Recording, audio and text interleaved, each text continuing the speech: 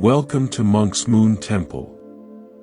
What if I told you that nothing in your life is random? Every heartbreak has a purpose. Every unexpected phone call arrives at exactly the right moment. Every person who walked into your world came to teach you something essential. Right now, wherever you are listening, maybe it's 3 o'clock in the morning and sleep won't come. Perhaps you're driving to work, feeling disconnected, or sitting quietly somewhere, needing a moment of peace. There's a reason you found this today.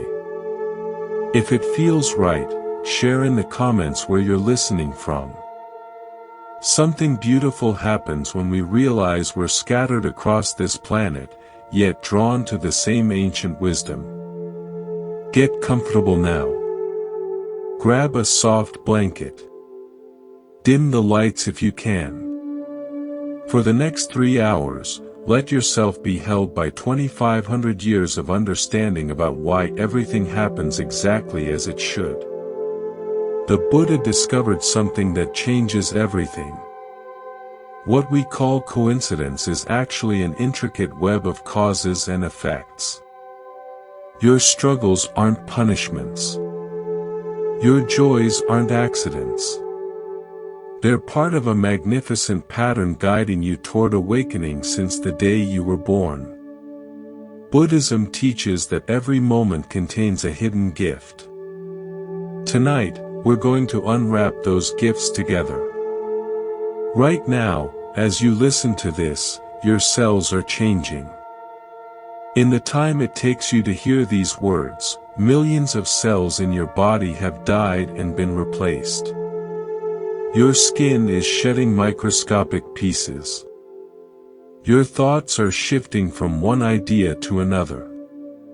Even your breath, the one you just took, is different from the last one. Everything in existence is in constant motion. The chair you're sitting on is made of atoms vibrating at incredible speeds. The earth beneath you is spinning through space at over 1,000 miles per hour. Nothing, absolutely nothing, stays exactly the same for even a single moment. Yet, we fight this truth every day. We want our happy moments to last forever. We want our children to stay small and innocent. We want our bodies to remain young and strong. We want our relationships to feel exactly like they did in those perfect early days. And when things change, and they always do, we suffer. Buddhism calls this the first noble truth. Life contains suffering, and much of that suffering comes from our resistance to impermanence. We create our own pain by demanding that the flowing river of existence stand still. Imagine trying to hold water in your cupped hands. The tighter you squeeze, the faster it slips through your fingers. The more desperately you try to keep it, the more you lose. This is what we do with everything we love. But water was never meant to be held. It was meant to flow. 2,500 years ago, the Buddha sat beneath a tree and watched the world with fresh eyes. He saw flowers blooming and wilting. He watched clouds forming and dissolving. He observed his own thoughts arising and passing away like waves on the ocean. And he understood something profound that changed everything. All conditioned things are impermanent, he said. Work out your salvation with diligence. This wasn't a sad realization. It was liberating. Think about a river for a moment. Have you ever sat beside one and really watched it? The water never fights its banks. It doesn't resist the rocks in its path. When it encounters a boulder, it doesn't stop flowing. It simply finds another way around. It carves new channels. It adapts. It continues. A river teaches us that obstacles aren't meant to stop us. They're meant to help us discover new paths. The river doesn't become less of a river because it changes direction. In fact, it becomes more beautiful. Those bends and curves create the most stunning landscapes. What if you could flow like water? What if instead of breaking against the rocks in your path, you learn to move around them with grace? The seasons understand this wisdom perfectly. Autumn doesn't cling to summer's warmth. Trees don't fight to keep their leaves when winter approaches. They let go willingly, trusting that spring will return. And because they surrender to the natural cycle, they survive. They thrive. But we humans, we're different. We experience autumn in our lives and panic. We feel the leaves of our old life falling away and we grab frantically trying to glue them back on. We fight the seasons of our existence instead of dancing with them. A woman once told me about losing her job at 52. For months she battled against this change.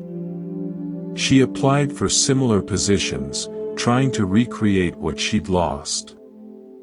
She was like someone attempting to force spring flowers to bloom in December. The harder she fought, the more exhausted she became. Then one day, sitting in her garden, she watched a tree shedding its leaves. She realized that the tree wasn't dying. It was preparing.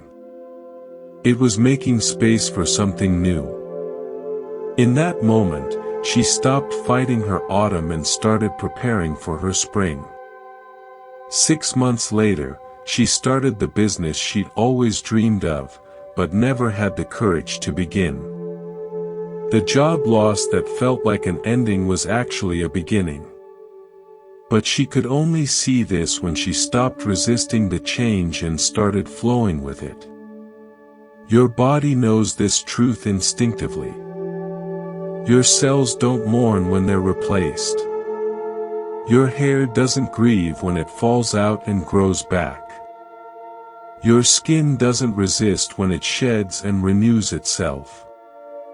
Every part of your physical being understands that change is not death, it's regeneration. So why does your mind fight what your body knows to be natural? Because the mind creates stories. It takes the flowing river of experience and tries to build permanent structures on its banks.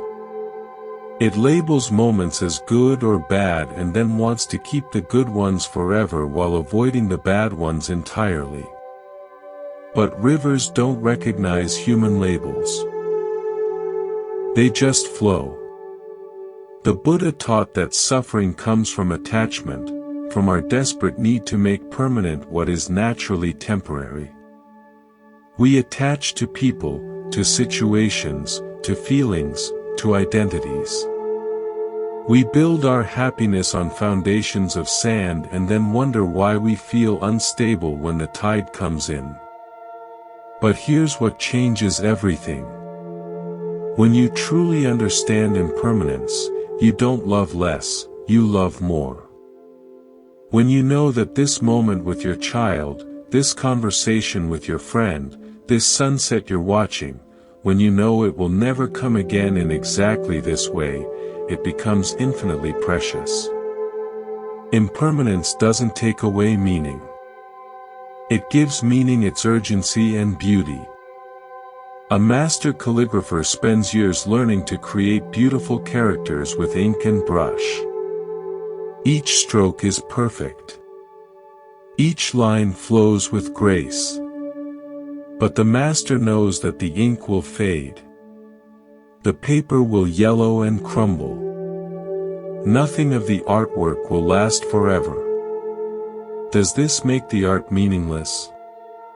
No. It makes each brush stroke sacred. Your life is like that calligraphy.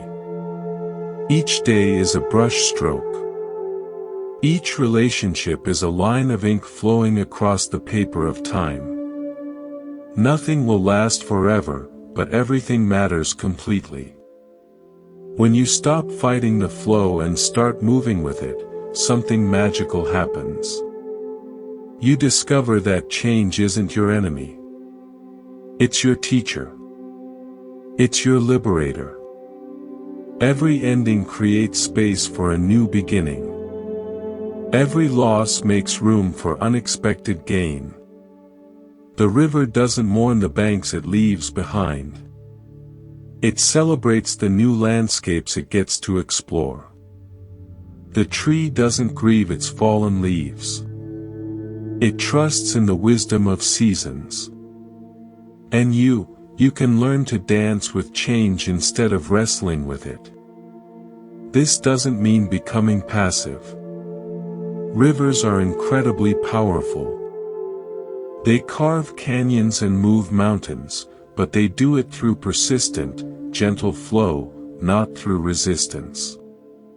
You can be like water, soft enough to find the path of least resistance, yet strong enough to shape the landscape of your life. Right now, something in your life is changing. Maybe it's obvious. A relationship ending, a job shifting, a move to a new place. Maybe it's subtle. Your interests evolving, your perspectives broadening, your heart opening to new possibilities. Whatever it is, you have a choice. You can fight the current and exhaust yourself. Or you can take a deep breath, relax your grip, and let the river carry you towards something you can't yet see, but was always meant for you. The Buddha's insight echoes through every moment. All conditioned things are impermanent. This means your suffering is temporary. Your fear is temporary. Your confusion is temporary. But it also means your joy is temporary. Your success is temporary. Your youth is temporary. And that's not a tragedy. That's the most beautiful truth in the universe. Because when you really understand this, when you feel it in your bones, you stop taking anything for granted.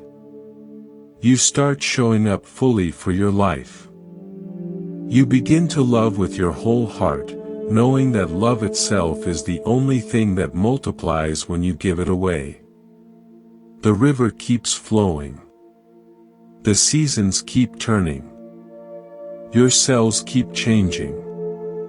And you get to choose whether you'll flow with this magnificent dance of existence or exhaust yourself fighting against its perfect rhythm.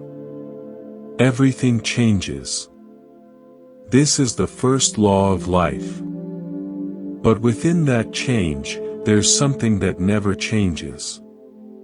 The awareness that notices the flowing. The consciousness that watches the river. The presence that remains constant while everything else shifts and transforms. That presence is you. And it's time to stop fighting and start flowing. What if I told you that nothing you do disappears into thin air? Every word you speak, every thought you think, every gesture you make, it all creates waves that travel far beyond what you can see. Like dropping a stone into a perfectly still lake, your actions send ripples across the vast ocean of existence. This is karma, but not the karma you might think, you know. Most people misunderstand karma completely. They think it's some cosmic scorecard keeping track of good deeds and bad deeds, ready to reward saints and punish sinners. They imagine it as a universal judge sitting in the sky calculating whether you deserve happiness or suffering. But karma isn't about divine judgment. It's about natural law. Karma is simply cause and effect. It's as natural and predictable as gravity. When you drop something, it falls. When you plant a seed, something grows. When you act, something ripples outward. The universe doesn't judge these actions as good or bad. It simply responds. Picture yourself standing beside a mountain lake on a perfectly calm morning. The water is so still it looks like glass reflecting the trees and sky with perfect clarity. You pick up a small stone and hold it in your palm for a moment. Everything is suspended in silence. Then you release the stone. Watch what happens. The stone breaks the surface with a gentle splash. Immediately, rings of ripples spread outward from that single point. The first ring is small and close, but it creates a second ring, slightly larger. That second ring creates a third. Soon, waves are traveling across the entire lake, touching shores you couldn't even see from where you stood. The stone has disappeared beneath the surface, but its effects continue. Those ripples will eventually reach every edge of that lake. They'll touch the roots of distant trees. They'll nudge sleeping fish. They'll interact with other ripples from other stones thrown by other people on other days. One small action creates endless consequences. Your life works exactly the same way. Every action you take is a stone dropped into the lake of existence. Every word is a ripple. Every thought is a wave. And just like those ripples on the water, the effects of your actions travel far beyond what you can track or measure. But here's where karma gets really interesting. It's not just your actions that create ripples. Your thoughts do, too. The Buddha taught that everything begins in the mind. Before you speak, you think. Before you act, you decide. Before you create anything in the world, you first create it in your consciousness. Your thoughts are the first ripples. They set everything else in motion. Think about the last time you were really angry at someone. Maybe they cut you off in traffic or said something that hurt your feelings. Notice what happened in your mind first. The angry thoughts came before any angry words. The resentment formed before any retaliatory actions. But those thoughts, they were already creating ripples. They changed your energy. They shifted your presence. They influenced how you moved through the rest of your day. A man once told me about his morning commute.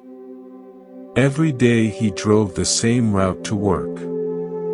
And every day the traffic frustrated him. He would sit in his car, gripping the steering wheel, thinking angry thoughts about all the other drivers. By the time he reached his office, he was tense and irritable. He would snap at his colleagues. His co-workers would become defensive. The whole office would feel heavier. His family would receive the residue of that negativity when he came home. One morning, he decided to experiment. Instead of fighting the traffic in his mind, he chose to accept it.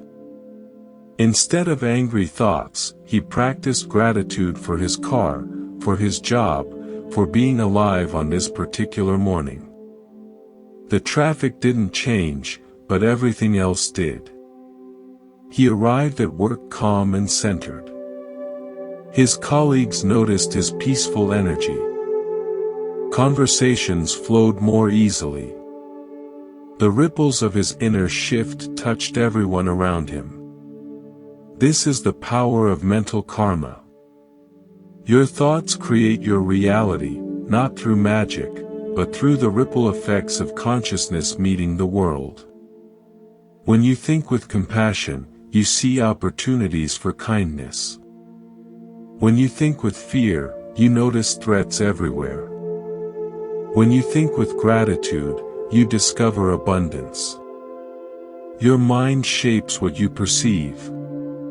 And what you perceive shapes how you act. But karma doesn't work in straight lines. It's not like a simple transaction where good deed equals good result. Life is far more complex and beautiful than that. Sometimes the ripples take years to return to you. Sometimes they come back transformed in ways you never expected. Sometimes they circle the globe before finding their way home. Think of a kindness you did that came back unexpectedly.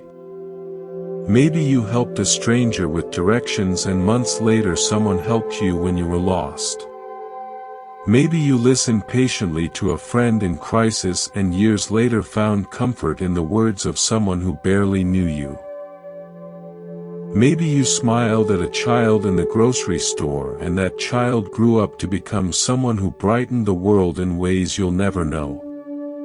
Take a moment right now. Can you remember an act of kindness you offered freely without expecting anything in return? And can you remember a time when unexpected kindness found you exactly when you needed it most? These aren't coincidences. They're ripples completing their journey across the lake of existence. The Buddha spoke of 3 types of karma. There's the karma of body, your physical actions in the world. There's the karma of speech, the words you choose, and how you speak them. And there's the karma of mind, your thoughts, intentions, and mental formations. All 3 create ripples. But mental karma is the most powerful because it influences everything else. Consider the difference between 2 people doing the exact same action. Both give money to someone in need. One gives grudgingly, feeling resentful about parting with their cash. The other gives joyfully, feeling grateful for the opportunity to help. The external action is identical but the karmic ripples are completely different. One creates connection and abundance. The other creates separation and scarcity. The intention behind the action determines the quality of the ripple. This is why Buddhist practice focuses so much on purifying the mind. When you heal your thoughts, you heal your actions. When you transform your consciousness, you transform your world. It's not about becoming perfect or never having negative thoughts. It's about noticing those thoughts with awareness and choosing consciously what ripples you want to create. Sometimes people worry that if they focus on karma, they'll become calculating. They fear they'll start being kind only to get good things in return. But true understanding of karma leads to the opposite. When you really see how interconnected everything is, you realize that helping others and helping yourself are the same action. When you understand that your well-being and everyone else's well-being are intimately connected, compassion becomes natural. A teacher once asked her students to notice their ripples for just one day. She asked them to pay attention to how their mood affected their families at breakfast, how their presence influenced their coworkers, how their energy impacted the cashier at the store, how their driving affected other drivers. The students were amazed to discover how much power they had to brighten or darken the world around them with subtle shifts in consciousness. You have that same power right now in this moment. You're creating ripples. The quality of attention you're bringing to these words is a stone dropped into the lake. The intention you set for how you want to show up in the world today will create waves that touch people you'll never meet. Your choice to seek wisdom and understanding is already shifting the collective consciousness of humanity in some small but meaningful way. This is both humbling and empowering. Every moment matters. Every choice creates consequences. Every thought has power. You can't take back the stones you've already thrown, but you can choose more carefully what stones you throw from this moment forward. Karma is often misunderstood as fatalism. The idea that everything is predetermined and there's nothing you can do to change your circumstances. But this couldn't be further from the truth. Karma is actually about ultimate responsibility and unlimited possibility. Your past actions have created your current circumstances, but your present actions are creating your future reality. Every moment is a fresh opportunity to drop new stones into the lake.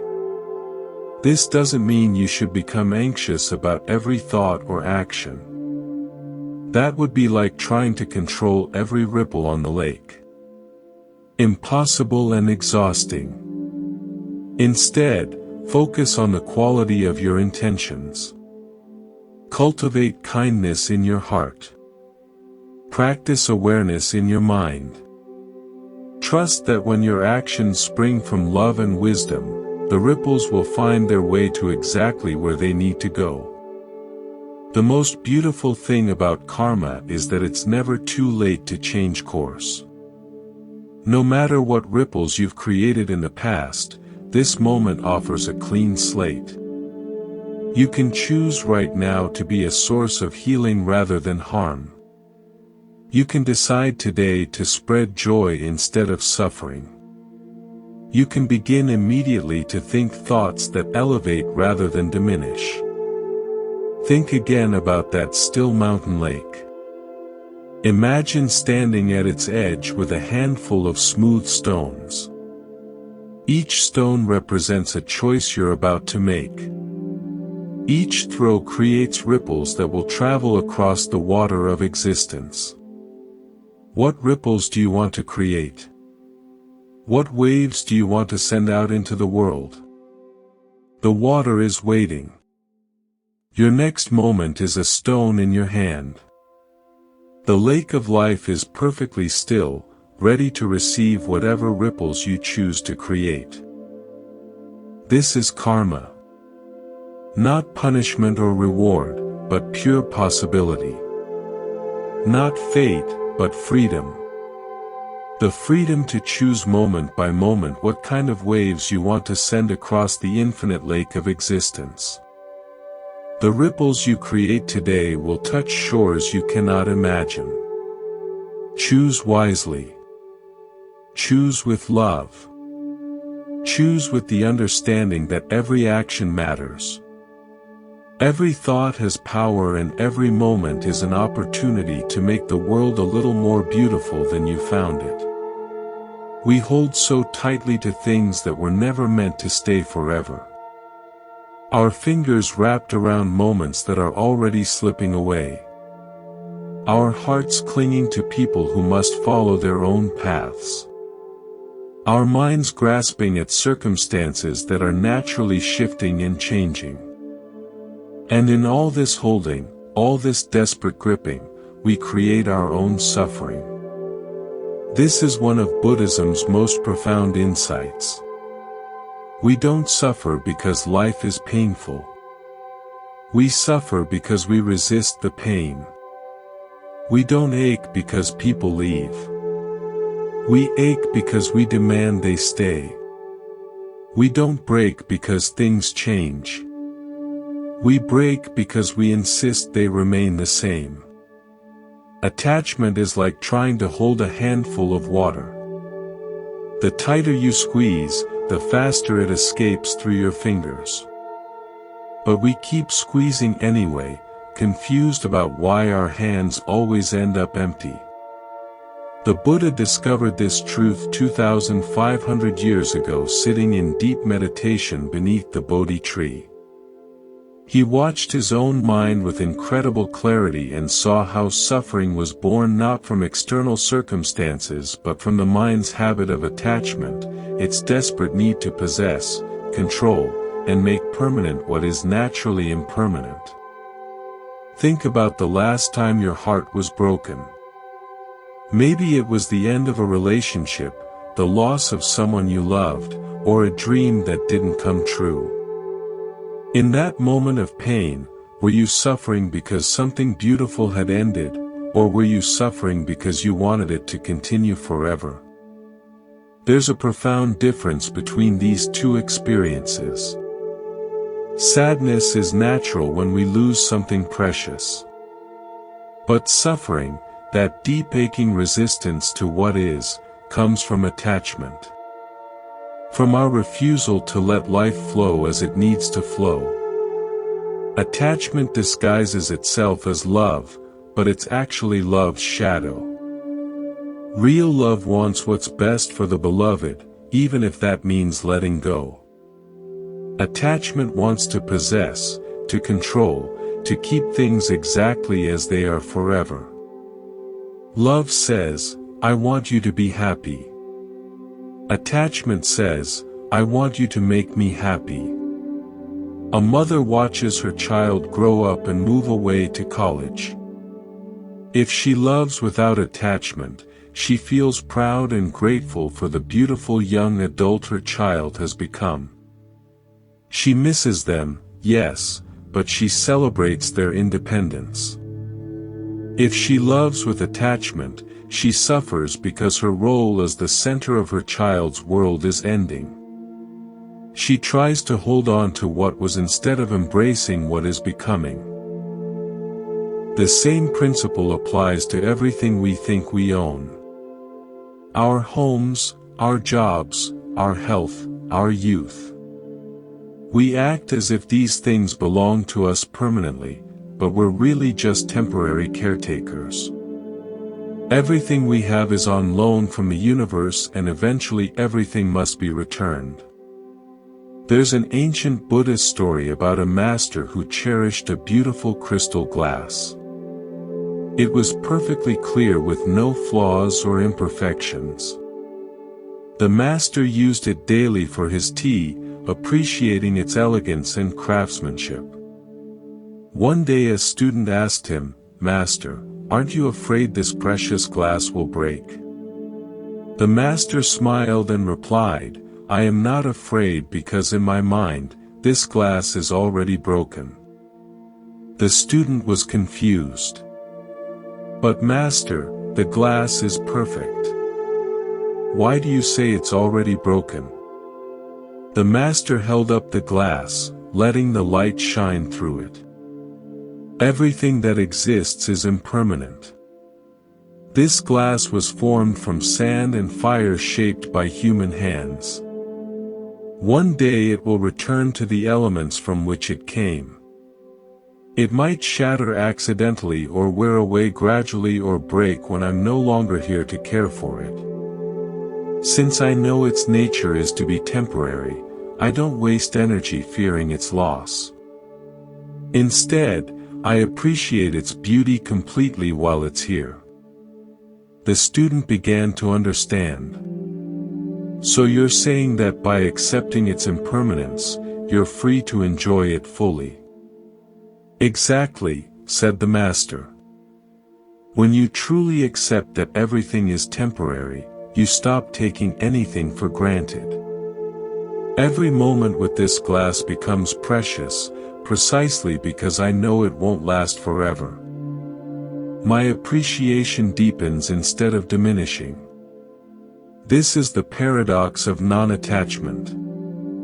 When you stop trying to possess something, you become free to truly enjoy it.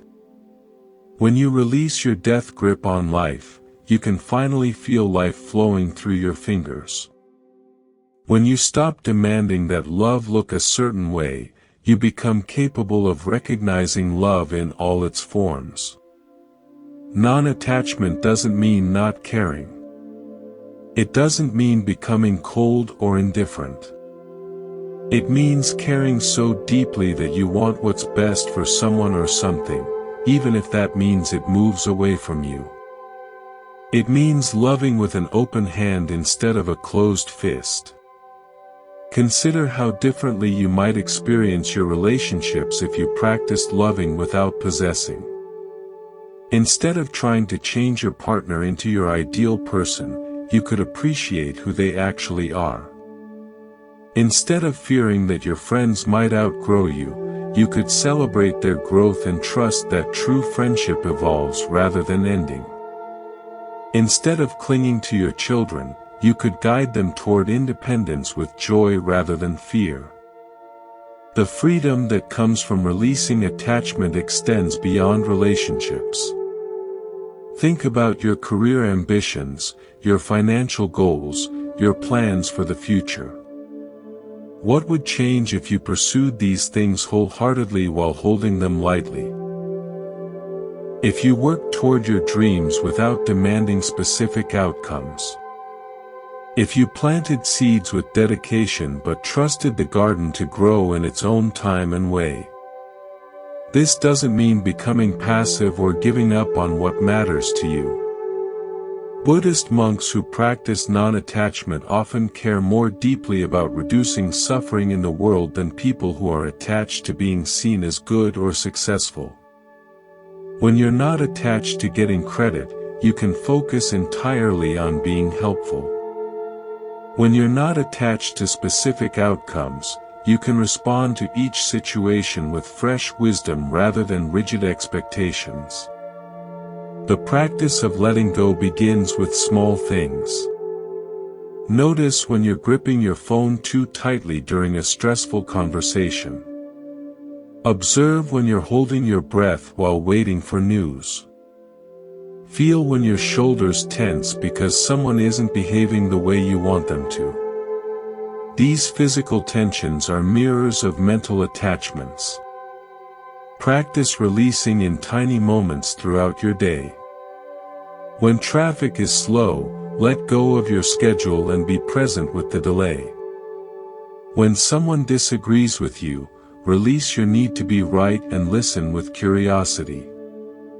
When plans change unexpectedly, soften your grip on how things should be and remain open to what wants to emerge. The Buddhist teaching of non-attachment isn't about loss. It's about abundance. When you're not using all your energy trying to hold on to what you have infinite capacity to receive what's coming. When you're not focused on possessing, you become available for genuine connection. When you stop grasping, your hands are finally free to give and receive with equal grace. Every spiritual tradition has discovered this truth in its own way. Christians speak of letting go and letting God. Taoists teach about Wu Wei, effortless action that flows with natural rhythms. Indigenous wisdom keepers understand that we belong to the land rather than the land belonging to us. All these teachings point toward the same liberation, the freedom that comes from releasing our illusion of control. Right now, there's something in your life you're holding too tightly. Maybe it's obvious. A relationship you're trying to force. A job you're afraid to lose. A version of yourself you're desperate to maintain. Maybe it's subtle. An expectation about how your day should unfold. A need for others to understand you. A demand that life makes sense in the way you think it should. What would happen if you loosened your grip just a little? Not giving up, not walking away, but holding with the same gentle attention you might give to a butterfly that landed on your hand. Present, appreciative, but ready to let it fly when it's ready to go. This is the art of letting go. Not a single dramatic release, but a gradual softening. A daily practice of choosing love over possession, flow over rigidity, trust over control. It's the recognition that everything you truly need will find its way to you. And everything that leaves was never meant to stay. The master's glass sits on his table, beautiful and temporary.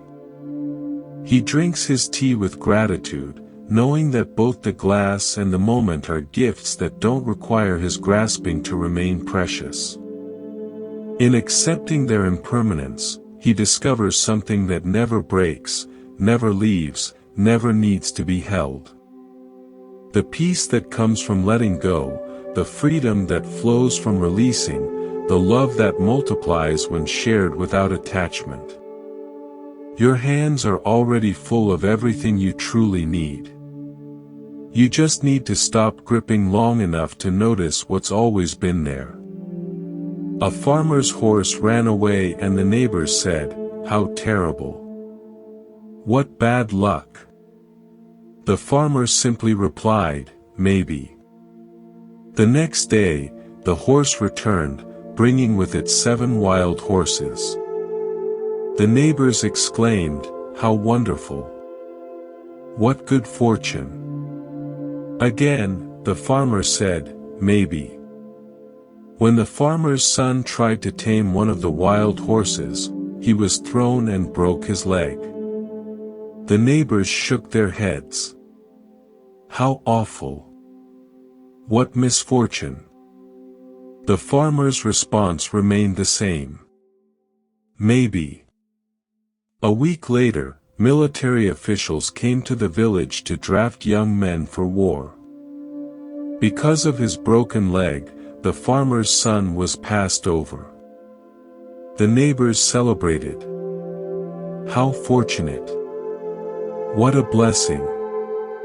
And the farmer, wise in his understanding, simply said, "Maybe." This ancient story reveals one of life's most profound truths. We spend so much energy labeling our experiences as good or bad, fortune or misfortune, blessing or curse. But life is far more complex than our judgments allow. What appears to be a disaster today might be the very thing that saves us tomorrow. What seems like a blessing might lead to unexpected challenges. The farmer understood something that most of us struggle to learn. Acceptance doesn't mean liking what happens. It means recognizing that our resistance to what happens creates more suffering than the events themselves. It means understanding that life has an intelligence far greater than our limited perspective can comprehend. Some of you are fighting something right now. Maybe it's a change you didn't choose, a job loss, a relationship ending, a health challenge, a move to a new place. Maybe it's something internal, anxiety that won't quiet, sadness that lingers, anger that feels justified but burns you from the inside. Maybe it's something about yourself you've been trying to fix or improve for years. You're exhausted from the battle, but you don't know how to stop fighting. Here's what Buddhism teaches about that fight. Every moment you spend resisting what is already here is a moment stolen from your life. Every ounce of energy you use fighting reality is energy unavailable for creating something beautiful. Every thought focused on how things should be different is a thought that could be appreciating what actually is. But acceptance is widely misunderstood. People think it means giving up, becoming passive, or resigning yourself to circumstances you don't like. They imagine acceptance as a kind of spiritual defeat, waving a white flag and surrendering to whatever life throws at you. This couldn't be further from the truth. True acceptance is incredibly active. It's the difference between swimming against a powerful current and learning to navigate with it. When you're fighting the current, all your energy goes into not drowning, you exhaust yourself just staying in place. But when you stop fighting and start swimming with the flow, you can actually direct your movement. You can choose your destination. You work with the river's power instead of against it. A woman shared her story with me about losing her job after 15 years with the same company. At first, she fought the reality with everything she had. She applied desperately for similar positions, trying to recreate what she'd lost. She spent sleepless nights worrying about money, raging against the unfairness of corporate downsizing, and frantically networking to get back to where she'd been. She was like someone trying to swim upstream in a flooding river. After months of exhaustion, she had a realization. Fighting the current wasn't getting her anywhere. It was only wearing her out. So, she tried something different. She accepted that this job loss had happened. Not because she liked it, but because it was already true. She stopped wasting energy on wishing things were different and started asking what this change might be trying to teach her. In that space of acceptance, something shifted. Instead of frantically grabbing for any job that resembled her old one, she began exploring what kind of work would actually fulfill her. She discovered interests she'd buried for years. She took a part-time position that paid less but allowed her to pursue training in a field she'd always been curious about. 6 months later, she was doing work she loved more than anything she'd done in the previous decade. The job loss that felt like the end of my world was actually the beginning of my real life, she told me. But I could only see that when I stopped fighting what had already happened and started working with what was actually true. This is the paradox of acceptance. The moment you stop fighting your circumstances, you become free to change them. When you're no longer using all your energy to resist what is, you suddenly have tremendous power to influence what becomes.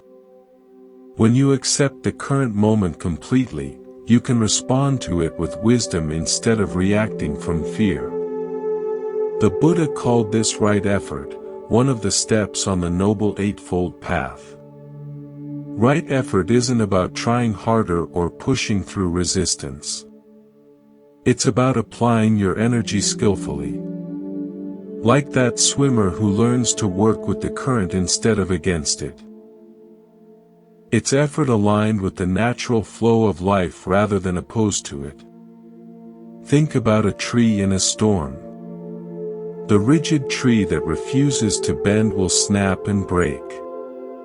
But the flexible tree that bends with the wind survives even hurricanes. The tree doesn't stop being a tree when it bends. It reveals its true strength through adaptation. Acceptance is like that flexibility. It's not weakness. It's intelligence responding to reality. When you practice acceptance, you're not agreeing that everything is perfect or that injustice should be ignored. You're simply acknowledging what is actually happening right now. From that foundation of truth, you can take wise action. But when you're lost in resistance, fighting with reality in your mind, you can't see clearly enough to respond skillfully. A meditation teacher once asked her students to notice the difference between pain and suffering. Pain is what happens, she said. Suffering is what we add to pain through resistance. If you touch something hot, your hand hurts. That's pain, and it's natural and useful. It tells you to move your hand away from danger. But if you spend the next hour angry about the burn, replaying how it happened, wishing it hadn't occurred, that's suffering. That's the extra layer of pain we create through non-acceptance. Most of our emotional suffering follows this pattern. Something happens that we don't like. Instead of feeling the natural response and letting it move through us, we resist it. We tell stories about why it shouldn't have happened. We replay scenarios where it didn't happen. We imagine how different everything would be if only this one thing were different. And in all that mental activity, we multiply our pain exponentially. Acceptance breaks this cycle. When something difficult happens, you feel it fully, but you don't add the extra layer of resistance. You let the natural emotion move through you like weather passing through the sky. Sadness comes and goes. Anger rises and falls. Fear appears and dissolves. But you don't get stuck fighting the weather. You let it be what it is. This doesn't make you emotionally numb or spiritually bypassing your feelings. Actually, the opposite happens. When you stop resisting your emotions, you can feel them more clearly. When you accept sadness without fighting it, it flows through you and completes itself naturally. When you let anger be present without judging it, it can show you what boundaries need to be set. When you welcome fear without pushing it away, it can guide you toward what needs attention. The practice of acceptance begins with small moments. The next time you're stuck in traffic, instead of fighting the delay, practice accepting it. Notice how resistance feels in your body, the tension in your shoulders, the tightness in your jaw. Then try softening around the situation. The traffic is what it is. Fighting it in your mind won't change it. But accepting it might change how you experience it. Practice with small disappointments. When plans change unexpectedly, when technology doesn't work, when people don't respond the way you hoped, use these moments as training grounds for acceptance. Each time you choose to work with reality instead of against it, you build your capacity for handling larger challenges with grace. But acceptance doesn't mean you stop having preferences or working toward change. The farmer in the story didn't stop caring for his horses or his land. He just stopped wasting energy on judging each event as absolutely good or bad.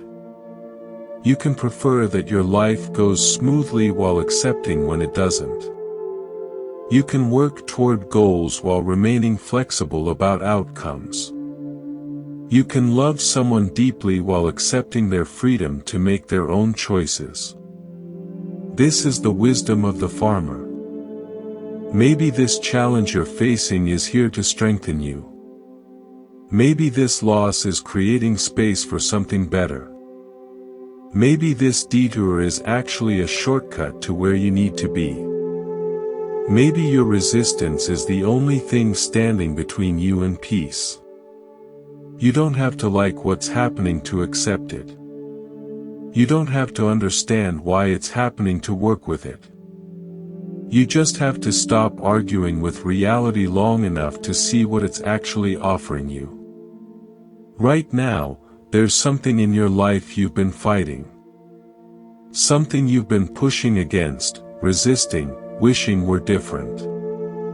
What would happen if you stopped swimming upstream for just a moment? What would happen if you said maybe to whatever is troubling you? What would happen if you trusted that life's current might actually be carrying you somewhere you need to go? The river of existence is incredibly powerful. You can exhaust yourself fighting it, or you can learn to navigate it with wisdom and grace. The choice in every moment is yours. Maybe what you're resisting is exactly what you need to embrace. Maybe every scar tells a story of survival. Look at your hands right now and notice the small marks there. Tiny reminders of moments when life tested your resilience and you emerged. That thin line across your knuckle from when you learned to ride a bike. The barely visible mark from a childhood accident that taught you to be more careful. Each mark is proof that you faced difficulty and continued. But the deepest scars aren't always visible on our skin. They're carved into our consciousness by experiences that challenged everything we thought we knew about life. The loss that broke your heart open. The failure that forced you to question your path. The betrayal that taught you about human nature. The illness that reminded you how precious health really is. Buddhism teaches something that might surprise you about these difficult experiences. They're not punishments sent to break you down. They're not evidence that life is meaningless or cruel. They're actually some of life's most important teachers, messengers carrying wisdom that can only be delivered through direct experience. But there's something even deeper happening in your darkest moments. Something that most people miss because they're too focused on escaping the pain instead of listening to its message. The Buddha discovered this truth through his own journey with suffering. Before his enlightenment, he was Prince Siddhartha, sheltered from all forms of hardship. His father tried to protect him from ever seeing old age, sickness, or death. But when Siddhartha finally encountered these realities, he didn't just see suffering. He saw the universal human condition. He understood that avoiding pain wasn't the path to peace. Transforming our relationship with pain was. This insight led him to one of Buddhism's most profound teachings. Suffering isn't the opposite of wisdom. When met with awareness and acceptance, suffering becomes wisdom's birthplace. Every challenge you faced has contained a hidden gift, though you might not have been ready to unwrap it at the time. Think about the most difficult period in your life. Maybe it was losing someone you couldn't imagine living without. Maybe it was a health crisis that stopped your world in its tracks. Maybe it was a professional failure that shattered your sense of identity. Maybe it was a relationship that ended when you thought it would last forever. In the midst of that experience, you probably couldn't see any purpose in your pain. But now, with the perspective that only time can provide, can you see how that difficulty changed you? Not just the obvious ways, the sadness, the fear, the sense of loss, but the deeper transformations. Did it make you more compassionate toward others who were struggling? Did it teach you about your own strength? Did it clarify what really mattered to you? Did it open your heart in ways that only breaking can? This is what Buddhism calls the noble quality of suffering. Not that suffering itself is noble, but that consciousness has the remarkable ability to extract meaning and wisdom from even the most painful experiences. Like an alchemist transforming base metals into gold, awareness can transform wounds into wisdom. The process isn't automatic, though. Pain alone doesn't create wisdom. Millions of people experience difficulty and become bitter rather than wise, closed rather than open, fearful rather than brave. The difference lies in how we meet our challenges. Whether we resist them or learn from them, whether we let them harden us or allow them to crack us open to greater understanding. Nature offers the perfect metaphor for this transformation in the life cycle of a butterfly. Most people know that butterflies emerge from cocoons, but few understand what actually happens inside that dark, confined space. The caterpillar doesn't simply grow wings and fly away. It literally dissolves. Its entire body breaks down into a nutrient soup. Everything it was as a caterpillar must die for the butterfly to be born. This process is called metamorphosis, and it's one of nature's most profound teachings about transformation. The caterpillar doesn't choose to dissolve. The process is triggered by forces beyond its control. But within that dissolution, something miraculous happens. Clusters of cells called imaginal discs, which have been dormant throughout the caterpillar's life, suddenly activate. These cells carry the blueprint for wings, for antennae, for everything the butterfly will become. But they can only emerge when the old form has broken down completely. Your most challenging experiences work the same way. They dissolve old versions of yourself that have outlived their purpose. They break down outdated beliefs about how life should work. They destroy illusions that were keeping you trapped in patterns too small for who you're becoming.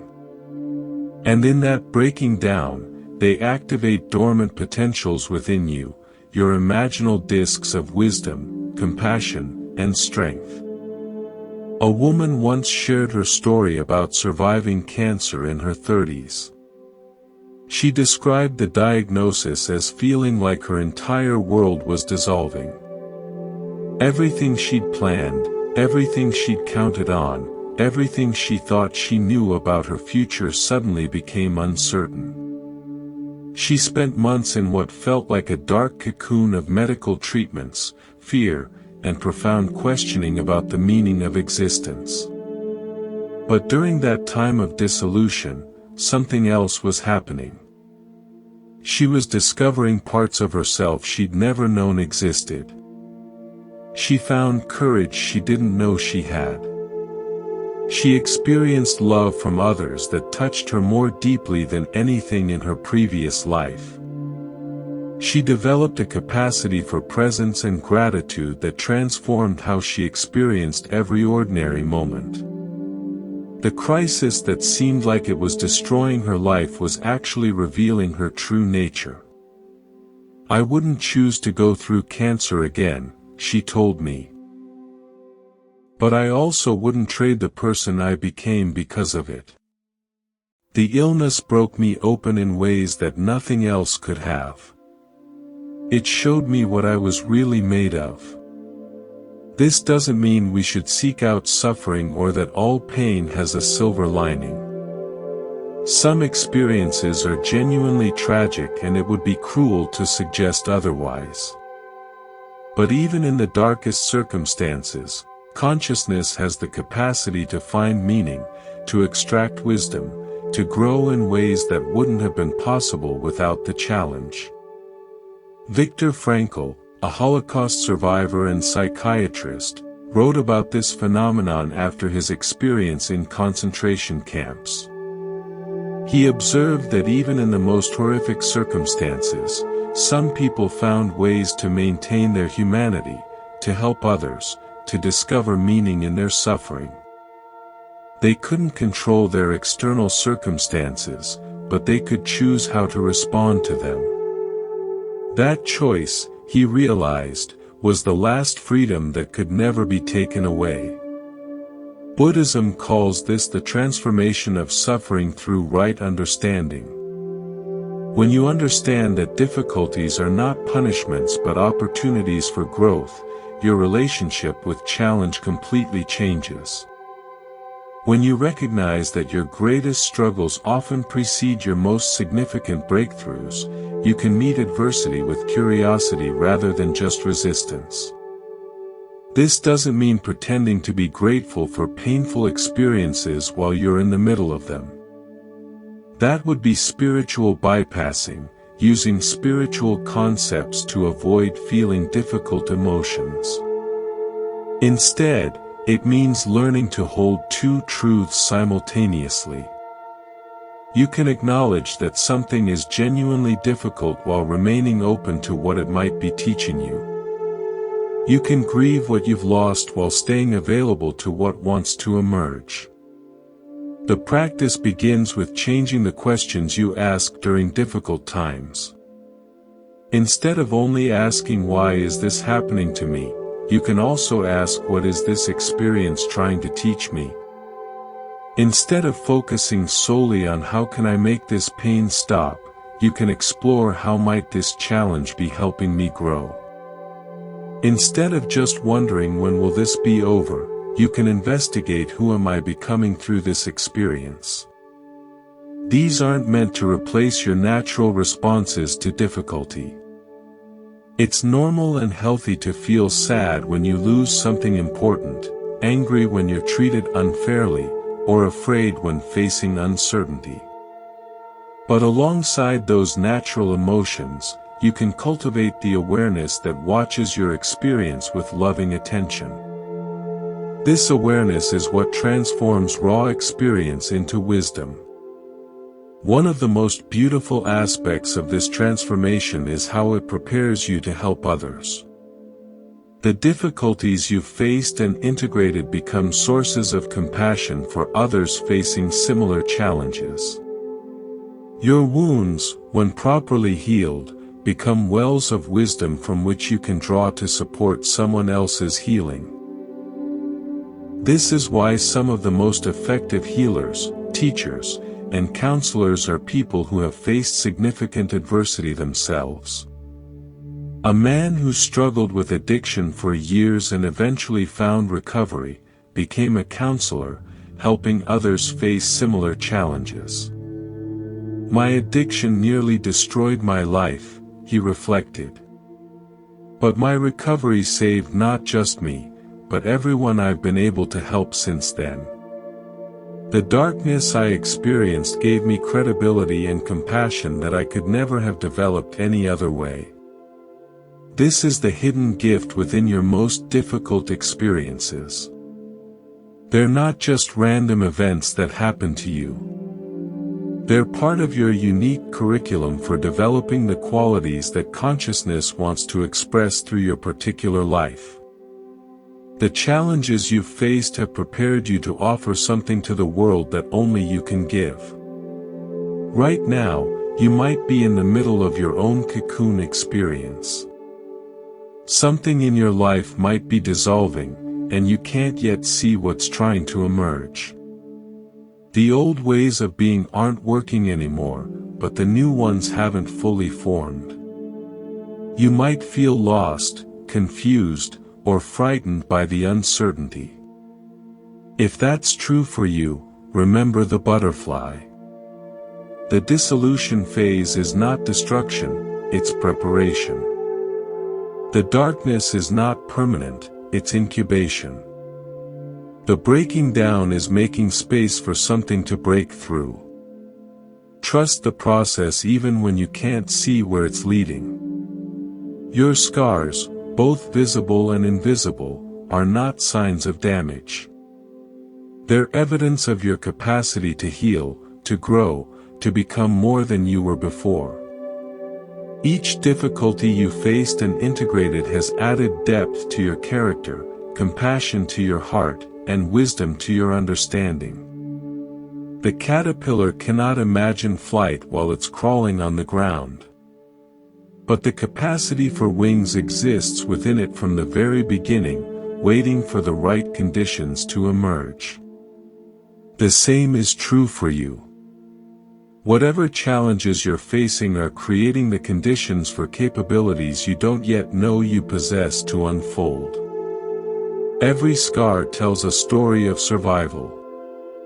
But more than that, every scar tells a story of transformation, of consciousness meeting challenge and discovering something beautiful on the other side of breaking. Your metamorphosis is already underway.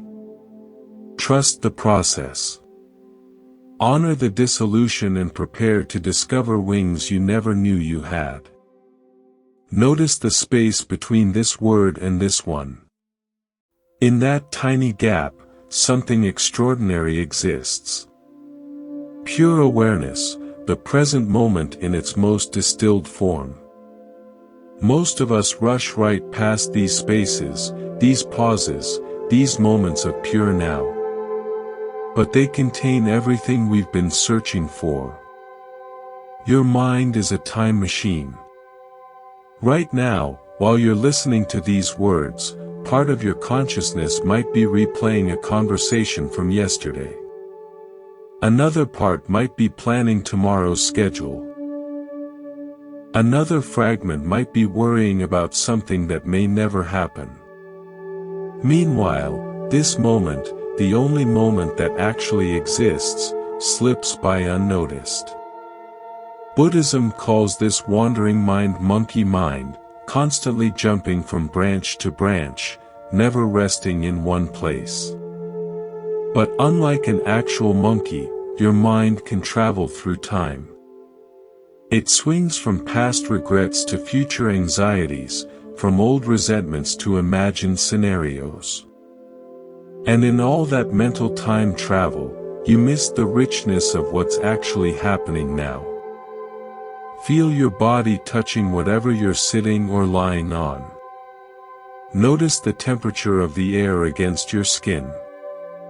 Sense the weight of your clothes, the position of your hands.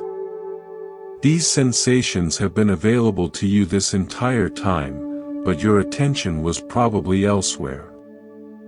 This is the difference between existing in time and being present in time. Mindfulness isn't about emptying your mind or stopping your thoughts. That's impossible and unnecessary. Thoughts are like clouds passing through the sky of consciousness. Natural, temporary, and not requiring your constant attention. Mindfulness is simply learning to notice where your attention is and gently guiding it back to this moment when it wanders.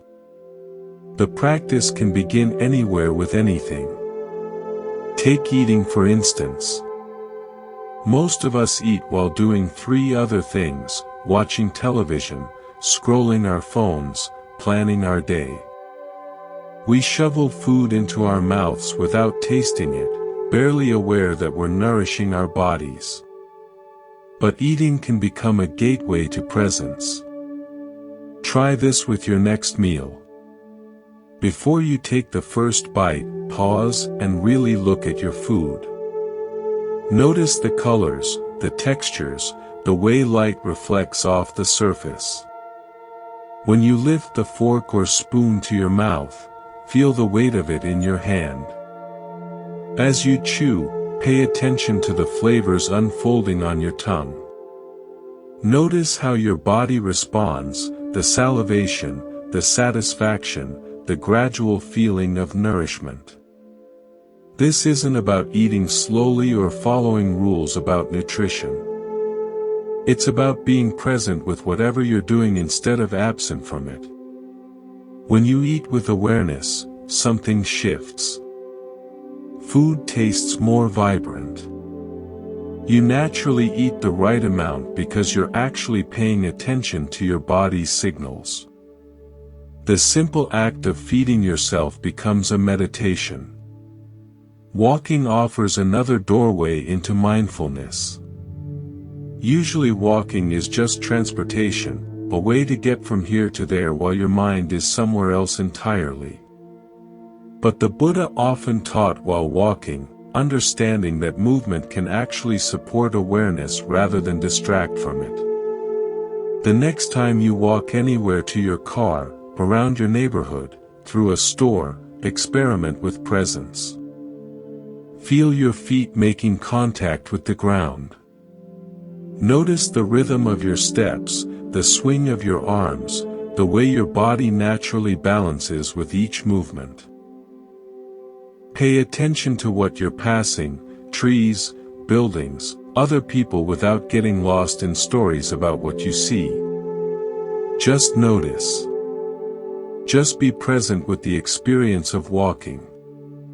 You might discover that when you walk mindfully, your body naturally finds a pace that feels nourishing rather than rushed.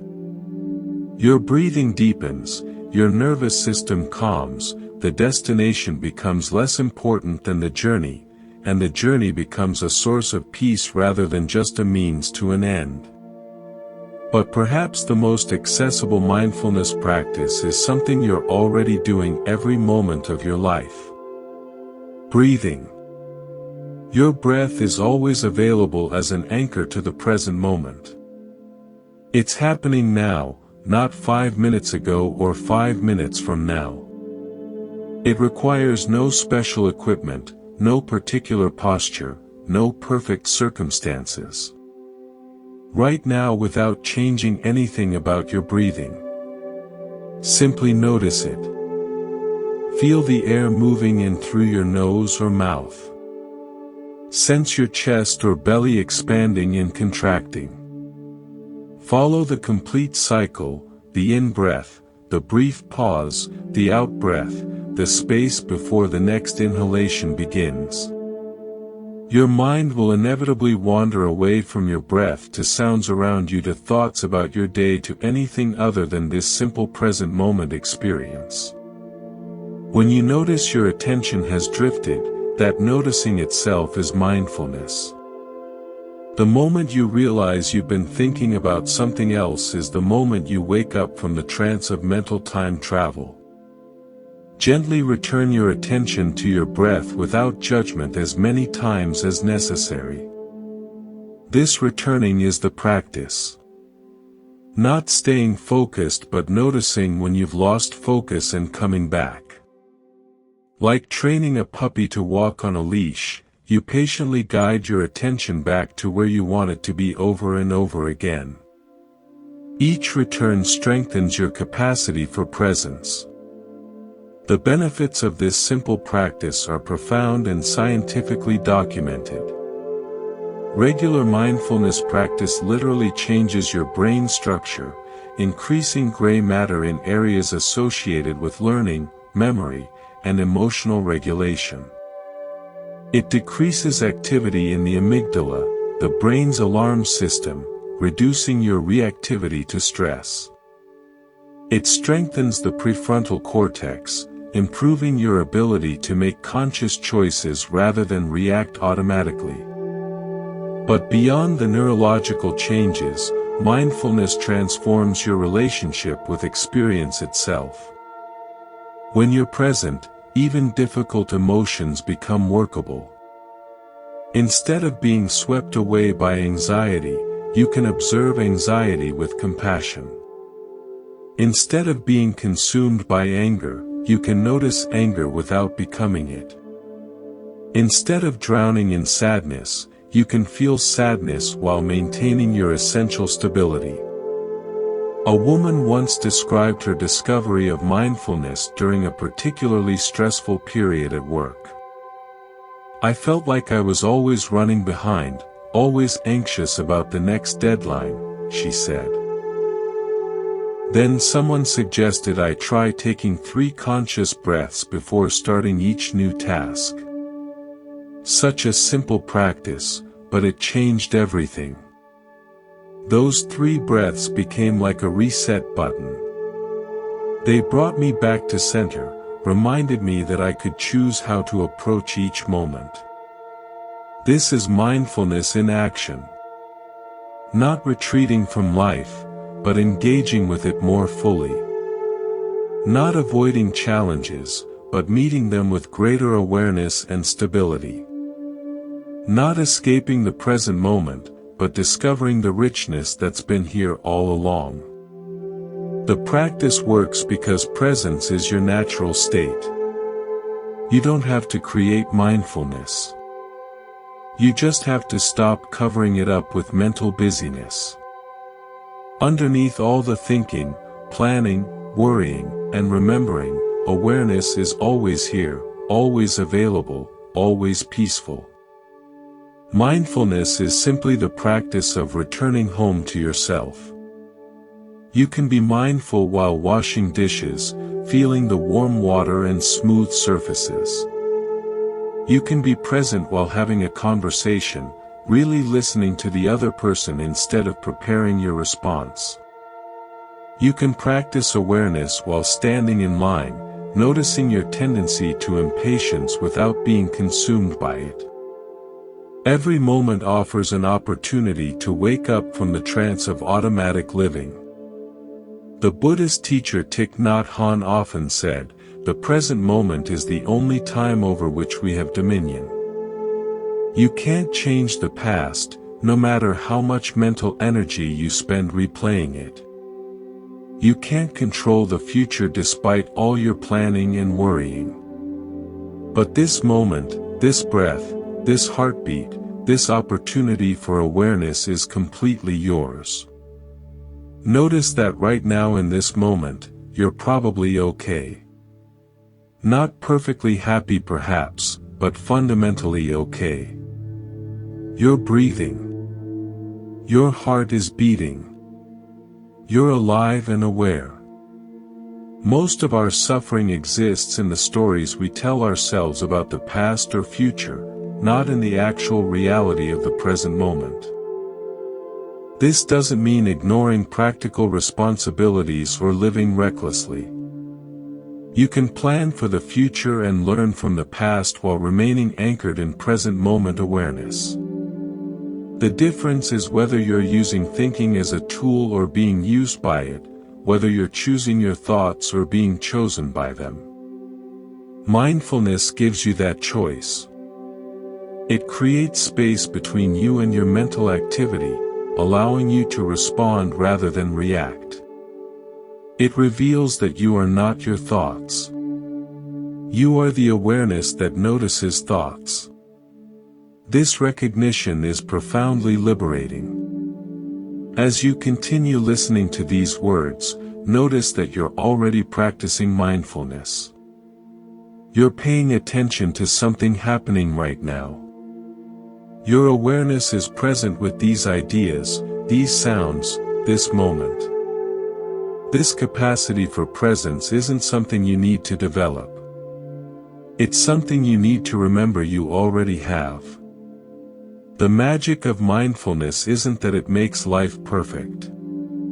It makes life real. It brings you back from the fictional worlds of past and future into the actual world of now. And now, it turns out, is where all the beauty, peace, and possibility have been waiting for you all along. Between this word and this one, infinite space exists.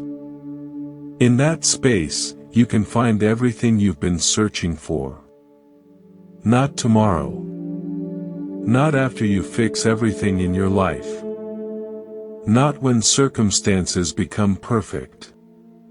Right now in the magic of this moment, your mind can be your prison or your liberation. The same consciousness that creates your suffering has the power to transform it into wisdom.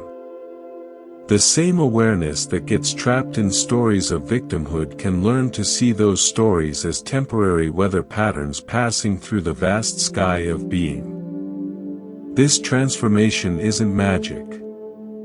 It's the natural result of understanding how consciousness actually works. For most of your life, you've probably related to difficult experiences as things that happen to you. Someone hurts your feelings and you become the wounded person. Life doesn't go according to plan and you become the disappointed person. You lose something important and you become the grieving person. This isn't wrong. These responses are natural and human, but they're not the whole story. Buddhism reveals something remarkable about the nature of suffering. Most of our pain doesn't come from what happens to us. It comes from the stories we tell ourselves about what happens to us. It comes from taking temporary experiences and making them permanent identities. It comes from personalizing what is actually impersonal.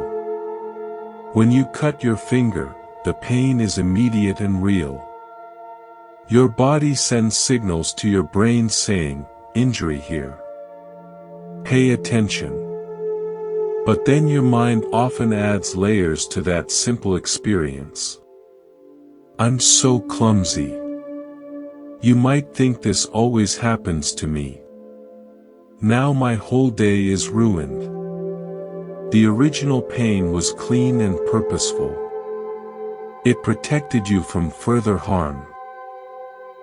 But the mental suffering that follows is optional. The Buddha called this the difference between the first arrow and the second arrow. Life shoots the first arrow, the actual event, the real pain, the unavoidable difficulty, but we shoot ourselves with the second arrow through our resistance, our stories, our refusal to accept what's already happened. The first arrow hurts. The second arrow creates suffering. Learning to distinguish between these two arrows is the beginning of transformation. When something difficult happens, you can ask yourself, what is the actual experience here? And what am I adding to it? What is the pain? And what is the story about the pain? What is happening now? And what am I imagining might happen because of this? This inquiry isn't about denying your feelings or minimizing your experiences. It's about developing the capacity to observe your inner life with the same clarity you might use to observe the weather. Clouds form and dissolve in the sky without the sky being damaged by them. Emotions arise and pass through consciousness without consciousness being fundamentally altered by them. A man once shared his journey with this understanding after going through a painful divorce. At first, I was completely identified with being the rejected husband. He told me every conversation I had, every thought I thought, every emotion I felt was filtered through that identity. I was drowning in the story of my victimhood. For months, he lived in that narrative, replaying the events that led to the breakup, imagining different outcomes, nurturing resentment and self-pity. Then something shifted. I started noticing that I wasn't just the hurt person. I was also the person who was aware of being hurt. There was a part of me that could observe my pain without being consumed by it. That observer wasn't damaged by what had happened. It was just watching with compassion as these experiences moved through my life. This is the awakening that Buddhism points toward. Not the elimination of difficult experiences, but the recognition that you are larger than any experience you might have. You are not your thoughts about what happened. You are not your emotions about your circumstances. You are the awareness within which all thoughts and emotions appear and disappear. When you truly understand this, something miraculous occurs.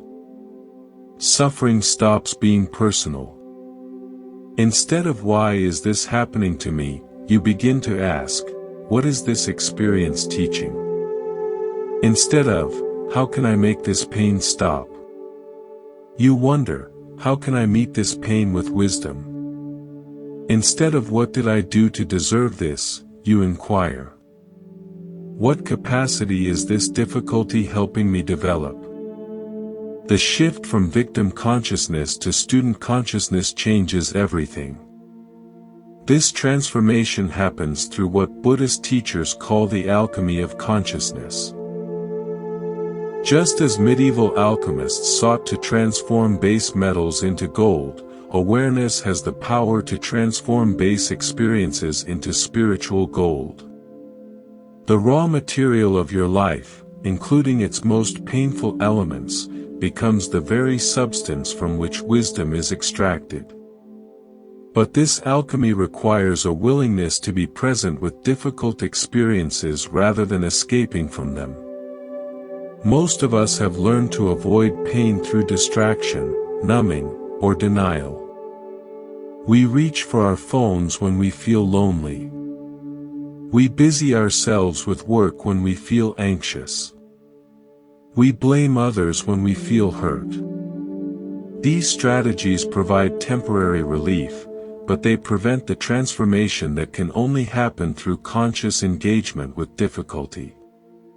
True healing happens when you turn toward your pain with the same gentle attention you might offer to a frightened child. When you stop running from your emotions and start listening to them. When you recognize that every feeling, no matter how uncomfortable, contains information about what you need for your growth and well-being. A woman who struggled with anxiety for years described her breakthrough this way. I spent decades trying to get rid of my anxiety, seeing it as an enemy that was ruining my life. Then I learned to get curious about it instead of just afraid of it. I started asking my anxiety what it was trying to protect me from, what it wanted me to pay attention to. When I stopped fighting it and started listening to it, everything changed. The anxiety didn't disappear, but it stopped controlling my life. It became a messenger instead of a monster. This is the shift from resistance to acceptance, from victim to student, from unconscious suffering to conscious transformation. It happens not through forcing or striving, but through a gentle revolution in understanding. You begin to see that consciousness itself is never actually damaged by any experience it encounters. Like space, which can contain storms without being disturbed by them, awareness remains essentially untouched by whatever moves through it. The practice involves learning to identify with that spacious awareness rather than with the temporary contents of your experience. You are not the anxiety. You are the one who notices anxiety. You are not the sadness. You are the presence that can hold sadness with compassion. You are not the anger. You are the wisdom that can understand what anger is trying to communicate. This doesn't mean becoming detached or emotionally numb. Actually, the opposite happens. When you're not afraid of your emotions, you can feel them more fully. When you're not identified with your pain, you can respond to it more skillfully.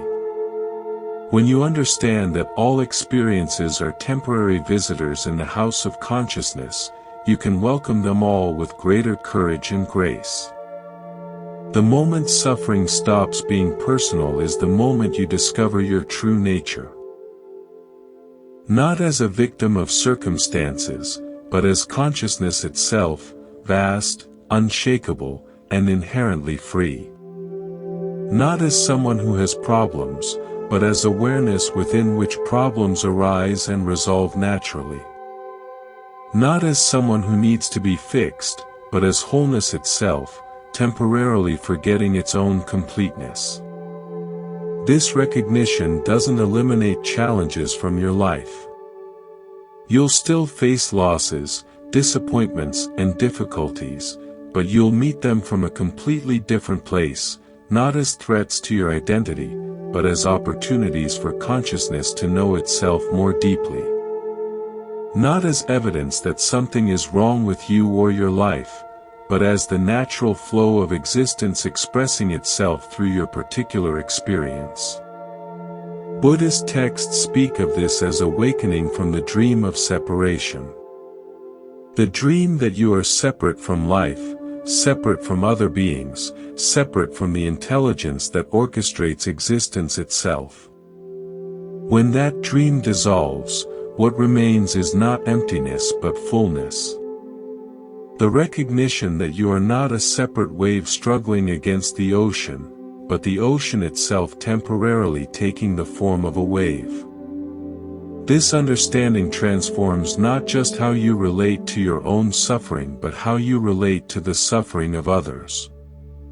When you know that consciousness is universal, that awareness is shared, that we are all expressions of the same fundamental being, compassion becomes natural.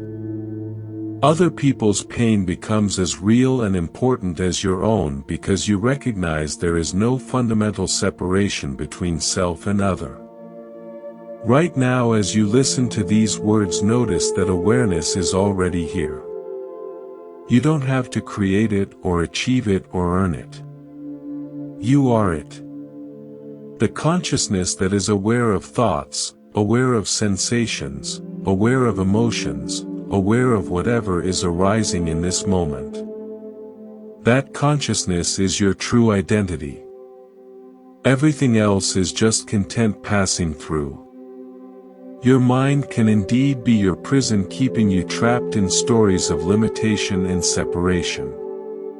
But that same mind understood correctly becomes the key to absolute freedom. Not freedom from life, but freedom to live fully. Not freedom from feeling, but freedom to feel without being overwhelmed. Not freedom from challenge, but freedom to meet every challenge as an opportunity for growth and awakening. The transformation is available right now, not as something you need to earn or develop, but as something you need to remember. You are not broken and in need of fixing. You are whole and ready for recognizing. The very awareness that can witness your suffering is itself free from suffering. And that awareness is who you really are. In this moment of recognition, suffering stops being personal.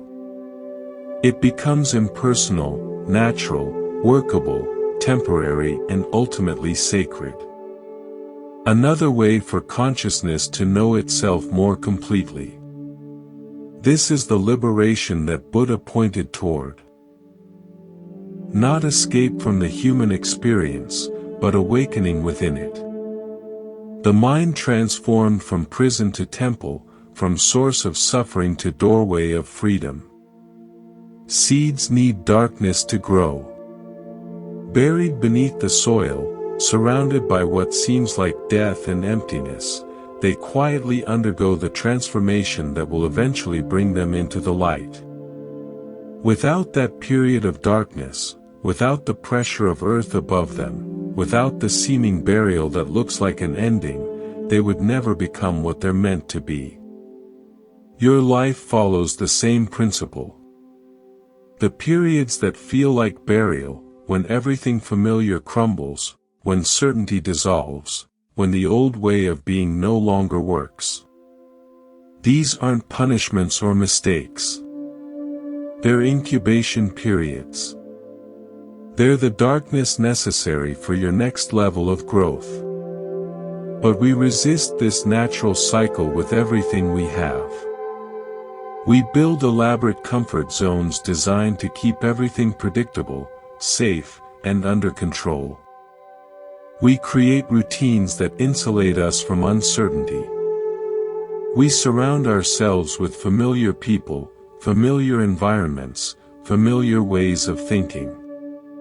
And while these comfort zones serve a purpose, providing stability and security, they can also become prisons that prevent our evolution.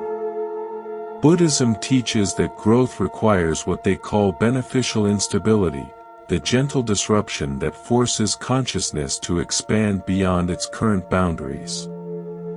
Like a snake that must shed its skin to continue growing, we must periodically release outdated versions of ourselves to become who we're meant to be. But unlike the snake, we often fight the shedding process instead of trusting it. Think about the most significant growth periods in your life. Were they during times of ease and comfort? Or were they during times of challenge and upheaval? Most people, when they honestly reflect, realize that their greatest leaps forward happened during their most difficult periods. Not because suffering is inherently good, but because disruption creates the conditions where transformation becomes possible. A woman once described her experience of losing her job at 45 after 20 years with the same company. "I was terrified. She admitted my whole identity was wrapped up in being successful in that career. Without it, I didn't know who I was." For months, she clung to the familiar, applying only for similar positions, trying to recreate what she'd lost. But the old doors remained closed. I fought the change for almost a year, she continued. I was angry, resentful, desperate to get back to my comfort zone. But slowly, I started to realize that maybe this disruption was trying to show me something. Maybe my comfort zone had become a cage. In that space of not knowing, she began exploring interests she'd abandoned decades earlier. She took classes, volunteered, experimented with different ways of being. Eventually, she started her own business, doing work that lit her up in ways her old job never had. I would never have had the courage to make that leap if life hadn't pushed me out of my nest, she reflected. The crisis I thought was destroying my life was actually setting up the best chapter I've ever lived. This is what Buddhism means when it speaks of crisis as spiritual invitation. Not that difficult times are fun or easy, but that they often carry hidden wisdom about what needs to change in our lives. When external circumstances force us out of our patterns, we have the opportunity to see those patterns clearly for the first time. When familiar supports fall away, we discover inner resources we never knew we had. Every breakdown is setting up a breakthrough. This isn't wishful thinking or spiritual bypassing of genuine difficulty. It's recognition of a natural law that operates throughout existence. In nature, this principle is everywhere. Forest fires provide a perfect example. When lightning strikes and flames sweep through a woodland, it looks like pure destruction. Ancient trees reduced to ash. Decades of growth apparently lost in hours. But forest ecologists understand something that casual observers miss. Many forest ecosystems require periodic fires to remain healthy. The intense heat cracks open seeds that have been dormant for years. Seeds that can only germinate after exposure to fire. The ash enriches the soil with nutrients that wouldn't otherwise be available. The clearing of old growth allows sunlight to reach the forest floor, enabling new species to take root. What appeared to be devastation was actually regeneration. The forest emerges more diverse, more resilient, more vibrant than before. Your personal storms work the same way. The relationship that ends opens space for deeper self-love and eventually healthier partnership. The illness that stops your busy life in its tracks teaches you what really matters. The financial crisis that strips away material security reveals inner wealth you'd forgotten you possessed. The loss that breaks your heart open allows more love to flow through you than you ever imagined possible. But this transformation isn't automatic. Fire can destroy as well as regenerate depending on conditions. Similarly, life storms can lead to growth or to destruction depending on how we meet them. The difference lies in our willingness to work with the disruption rather than simply endure it. Buddhism offers specific guidance for navigating these transformative periods skillfully. First, recognize that crisis often signals the death of an old way of being that was no longer serving you. Second, resist the urge to immediately rebuild exactly what was lost. Third, use the space created by disruption to explore new possibilities. Fourth, trust that something wants to emerge through you, even if you can't yet see what it is. A man shared his journey through what he called his dark night of the business owner. After building a successful company over 15 years, everything began falling apart simultaneously. Key employees left. Major clients pulled out. Financial pressures mounted. I felt like I was failing at everything I'd worked so hard to build. He said initially he fought the crisis with desperate energy, working longer hours, taking bigger risks, refusing to accept that his old strategies weren't working. But the situation continued deteriorating until he had no choice but to slow down and reassess. In that forced stillness, I realized I'd been running my business from fear and ego for years. I'd lost touch with why I'd started it in the first place to serve something meaningful. The crisis became his teacher. Instead of trying to save his old business model, he allowed it to transform. He let go of employees who weren't aligned with his values. He shifted focus from growth at any cost to sustainable impact. He rebuilt from a place of purpose rather than panic. The company that emerged was smaller but stronger, more authentic, more sustainable. The breakdown had cleared away everything that wasn't essential. This is the gift hidden within life's storms. They have an uncanny ability to clear away what isn't authentic, what isn't sustainable, what isn't truly serving our highest good. They force us to distinguish between what we think we need and what we actually need. Between what we think we want and what truly fulfills us, between who we think we should be and who we authentically are. The process isn't comfortable. Growth rarely is. Seeds don't enjoy being buried. Forests don't welcome fire. Butterflies don't find dissolution pleasant. But transformation requires these periods of apparent destruction. They're not obstacles to our evolution. They are our evolution. When you're in the middle of your own storm, it can be impossible to see its regenerative purpose. The wind is too strong, the rain too blinding, the thunder too overwhelming. In those moments, the practice isn't to pretend you're grateful for the difficulty. It's to maintain faith that this storm, like all storms, will pass. And when it does, something new will be possible that wasn't possible before. Sometimes the transformation is obvious and immediate. Other times it takes years to understand what was being cleared away and what was being prepared for. But if you look back honestly at the major disruptions in your life, you'll likely find that each one, however painful, moved you toward greater authenticity, deeper wisdom, or more genuine fulfillment. Right now, you might be in the middle of your own storm. Something in your life might be falling apart, changing unexpectedly, or feeling completely out of control.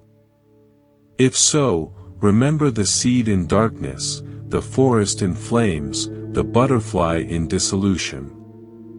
This apparent ending might be the beginning you've been waiting for. This breakdown might be setting up the breakthrough that will define the next chapter of your life. The storm isn't your enemy. It's life's way of clearing space for your next level of growth. Trust the process. Lean into the unknown. Let the old fall away to make room for what wants to emerge. Every breakdown is setting up a breakthrough. The darkness you're in right now is the fertile soil from which your new life will grow. And when you finally see what was being prepared in the darkness, you'll understand why the storm was exactly what you needed. There's an intelligence running through everything. Not the kind of intelligence that plans and calculates, but a deeper wisdom that orchestrates the unfolding of existence itself. The same force that tells flowers when to bloom and rivers which way to flow. The same intelligence that beats your heart without your conscious control and heals your cuts while you sleep. Buddhism calls this Dharma, the natural order that governs all of life. You've felt this before, haven't you? Those moments when everything seemed to align perfectly without your effort.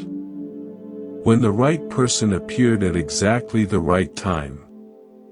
When opportunities opened just as you were ready for them.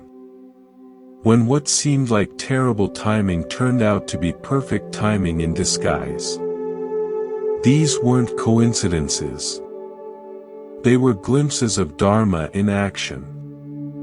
Most of us live as if we're separate from this natural order, as if we have to force life to work through sheer willpower and constant effort. We push against closed doors instead of noticing which ones are opening.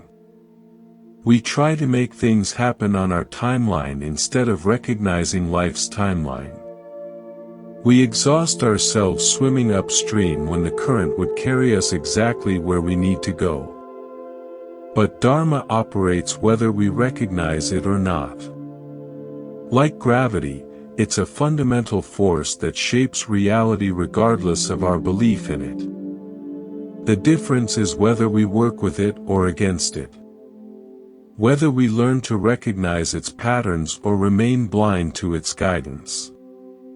Whether we trust its timing or fight it every step of the way. Understanding Dharma begins with observing the natural world. An apple tree doesn't force itself to produce fruit in winter. It follows an internal rhythm that aligns with seasonal cycles, producing exactly what's needed when conditions are right. A river doesn't struggle to reach the ocean. It simply follows the path of least resistance, knowing that every drop will eventually find its way home. Human beings are part of this same natural order, but we've forgotten how to listen to its signals. We've been taught to rely entirely on mental planning and logical analysis. These faculties are valuable, but they're only part of the picture. Dharma includes a kind of knowing that operates beyond the rational mind. An intuitive understanding of when to act and when to wait, when to speak, and when to remain silent, when to hold on, and when to let go. This doesn't mean becoming passive or fatalistic. Dharma isn't about sitting back and waiting for life to happen to you. It's about learning to sense the natural rhythms of existence and aligning your actions with them like a skilled sailor who reads the wind and adjusts the sails accordingly. You can learn to read life's currents and navigate them with wisdom. A gardener understands this principle intuitively. She knows there's a time for planting and a time for harvesting, a time for watering, and a time for letting the soil rest. She works with the seasons rather than against them, understanding that forcing growth out of season leads to weak, unsustainable results. Her garden flourishes because she honors natural timing. Your life operates according to similar principles. There are seasons for expansion and seasons for consolidation, periods when everything flows easily and periods when obstacles seem to appear everywhere, times when opportunities abound and times when doors appear locked. Learning to recognize these natural rhythms can save you enormous amounts of wasted energy and frustration. When you're pushing hard against multiple obstacles and nothing seems to be working, Dharma might be suggesting it's not the right time for that particular action. When everything falls into place effortlessly, when synchronicities multiply and doors open before you even knock, Dharma is indicating alignment with natural flow. These aren't mystical signs requiring special interpretation. They're feedback from the intelligence that orchestrates existence. A woman shared her experience of trying to start a business for 3 years. Every step was a struggle. Funding fell through repeatedly. Key partnerships dissolved unexpectedly. Technical problems appeared out of nowhere. I kept pushing because I thought persistence was a virtue, she explained. But I was exhausted and getting nowhere. Then she made a decision that felt counterintuitive. She stopped pushing. Not because she gave up on her vision, but because she began listening more carefully to life's feedback. I decided to trust that if this business was meant to exist, the path would become clearer, she said. Within months, circumstances shifted dramatically. A chance conversation led to unexpected funding. Technical solutions appeared through serendipitous connections. What had been impossible suddenly became inevitable. The same idea, the same passion, the same skills, she reflected, but completely different timing. I learned that Dharma isn't just about what you do, it's about when you do it. This understanding of divine timing challenges our culture's emphasis on constant action and immediate results. We're taught that delay means failure, that waiting is wasting time. But Dharma operates on a scale larger than our impatience. It considers factors we can't see, connections we're unaware of, preparations we don't know are needed. Sometimes what appears to be a delay is actually protection. The relationship that doesn't work out clears space for a deeper connection. The job you don't get leads to an opportunity you couldn't have imagined. The move that gets postponed allows circumstances to align more favorably. What feels like life working against you might be life working for you in ways you don't yet understand. Learning to trust this bigger pattern requires developing what Buddhism calls beginner's mind.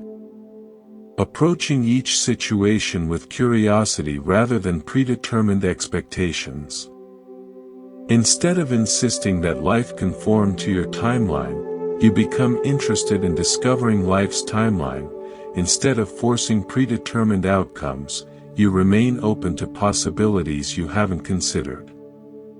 This doesn't mean abandoning goals or losing ambition. It means holding your intentions lightly while staying alert to how they want to manifest. Like a jazz musician who knows the melody but remains open to improvisation, you can maintain direction while allowing for creative adaptation. The practice involves paying attention to subtle signals that most people miss. Notice when your energy feels expansive versus contracted around certain decisions. Observe when opportunities seem to multiply versus when obstacles keep appearing. Pay attention to the quality of your sleep, your dreams, your overall sense of flow when you're moving in different directions. Your body and intuition often recognize Dharma before your mind does. There's also wisdom in recognizing that some resistance comes from ego rather than poor timing. When challenges arise because you're stepping outside your comfort zone or confronting old patterns, that's different from challenges that arise because you're swimming against natural current. The first type of resistance calls for courage and persistence. The second calls for patience and flexibility. Learning to distinguish between them is crucial. Buddhist teachers often speak of effortless effort. Action that is both decisive and relaxed, purposeful and yielding. This isn't contradiction, but recognition that true effectiveness comes from aligning personal will with natural law. When you're moving with Dharma, actions feel both important and easy. There's a sense of inevitability as if what you're doing couldn't unfold any other way. You can cultivate this alignment through simple daily practices. Before making important decisions, pause and sense into different options rather than just thinking about them. Notice which choices feel expansive and which feel contractive. Pay attention to your dreams and the synchronicities that appear around different paths. Trust the wisdom that emerges from stillness as much as the analysis that comes from thinking. Sometimes Dharma asks you to act quickly even when circumstances seem uncertain. Other times it asks you to wait, even when waiting feels uncomfortable. The intelligence running through everything knows when all the pieces are in place for something to emerge successfully. Your job isn't to control that timing, but to recognize it and respond appropriately. This recognition transforms how you relate to uncertainty. Instead of seeing the unknown as threatening, you begin to sense it as pregnant with possibility. Instead of needing to know the entire plan before taking the first step, you become comfortable moving forward with just enough light to see the next footstep. This is how all natural growth occurs, one small increment at a time, guided by intelligence larger than individual understanding. Right now, there's something in your life that's trying to unfold according to Dharma's timeline rather than your timeline. Maybe it's a creative project that keeps evolving beyond your original vision. Maybe it's a relationship that's deepening more slowly than you'd prefer. Maybe it's a career transition that's taking longer than expected. Maybe it's healing that's happening in layers rather than all at once. Can you sense the intelligence working beneath the surface of these experiences? Can you feel how forcing or rushing might disrupt something that wants to emerge naturally? Can you trust that the same wisdom that orchestrates galaxies and seasons knows how to orchestrate the circumstances of your life? This is Dharma, not fate or predestination, but the natural order that emerges when consciousness and action align with the deeper currents of existence. When you learn to read these currents and move with them rather than against them, life becomes less of a struggle and more of a dance. You still participate fully, but from a place of cooperation rather than resistance. The intelligence is always there, running through everything, orchestrating the perfect unfolding of what wants to emerge. Your invitation is to notice it, trust it, and let it guide you home. A king wanted to cover his entire kingdom in leather so that his subjects would never have to walk on rough ground. He summoned his advisors and commanded them to begin this massive undertaking. Thousands of cows would need to be slaughtered. The entire treasury would be emptied. Years of labor would be required to cover every road, every path, every square inch of earth with soft leather. But one wise advisor approached the king with a different suggestion. "Your Majesty," he said gently, "instead of covering the entire kingdom with leather, why not simply cover your feet?" And so the first shoes were born. This ancient parable reveals something profound about the human condition. We spend enormous energy trying to make the world comfortable instead of learning to move through it skillfully. We attempt to control circumstances that are fundamentally beyond our influence while ignoring the one thing we can actually control, our response to what happens. The illusion of control is one of the mind's most seductive and exhausting tricks. It promises that if you just plan enough, work hard enough, worry enough, you can guarantee specific outcomes. It whispers that safety comes from managing every variable, predicting every possibility, preparing for every contingency. But this promise is impossible to fulfill, and the attempt leaves you perpetually anxious and defeated. Buddhism teaches that the desire to control is rooted in a fundamental misunderstanding about the nature of existence. We imagine ourselves as separate entities navigating a hostile universe that must be conquered and controlled.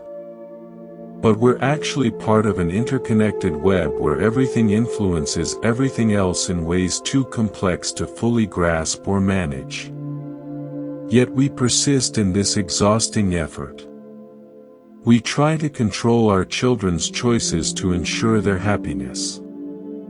We attempt to manage our partner's behavior to guarantee relationship security. We work frantically to control market conditions, weather patterns, other people's opinions, our own aging process. We live in a constant state of vigilance, scanning for threats, and trying to preemptively solve problems that may never arise. The irony is that this hypervigilance often creates the very problems we're trying to avoid. When you try to control a conversation, people become defensive and communication breaks down. When you attempt to force a relationship outcome, you create pressure that drives people away. When you grip too tightly to a business plan, you miss opportunities that require flexibility and adaptation. A woman once described her transformation from what she called a control addict to someone who could dance with uncertainty. "I used to have backup plans for my backup plans," she laughed. "I would lie awake at night running through scenarios trying to prepare for every possible future. I thought I was being responsible, but I was actually torturing myself with imaginary problems." The turning point came during a family crisis when nothing went according to any plan she'd made. "My father had a stroke and suddenly all my careful preparations were irrelevant. The only thing that mattered was showing up with love and presence. I realized I'd been so busy trying to control the future that I was missing the present entirely." This is the beautiful paradox of surrendering control. When you stop trying to manage every outcome, you become far more effective at responding to whatever actually happens. When you release your death grip on how things should unfold, you can notice opportunities that were always there but hidden by your tunnel vision. The river is one of nature's greatest teachers about flowing with life instead of trying to control it. Water never fights its environment. It works with whatever it encounters. When it meets a boulder, it doesn't waste energy trying to move the rock. It simply finds another path flowing around the obstacle or over it or under it. Eventually, the water shapes the rock through persistent gentleness. But water doesn't set out to change the boulder. It simply follows its nature, which is to flow toward its destination while adapting to whatever terrain it encounters. This is effortless power. Influence without force. Progress without struggle. Transformation without violence. You can learn to move through your life with similar fluidity. When you encounter obstacles, instead of immediately strategizing how to remove them, you can first ask what they might be teaching you.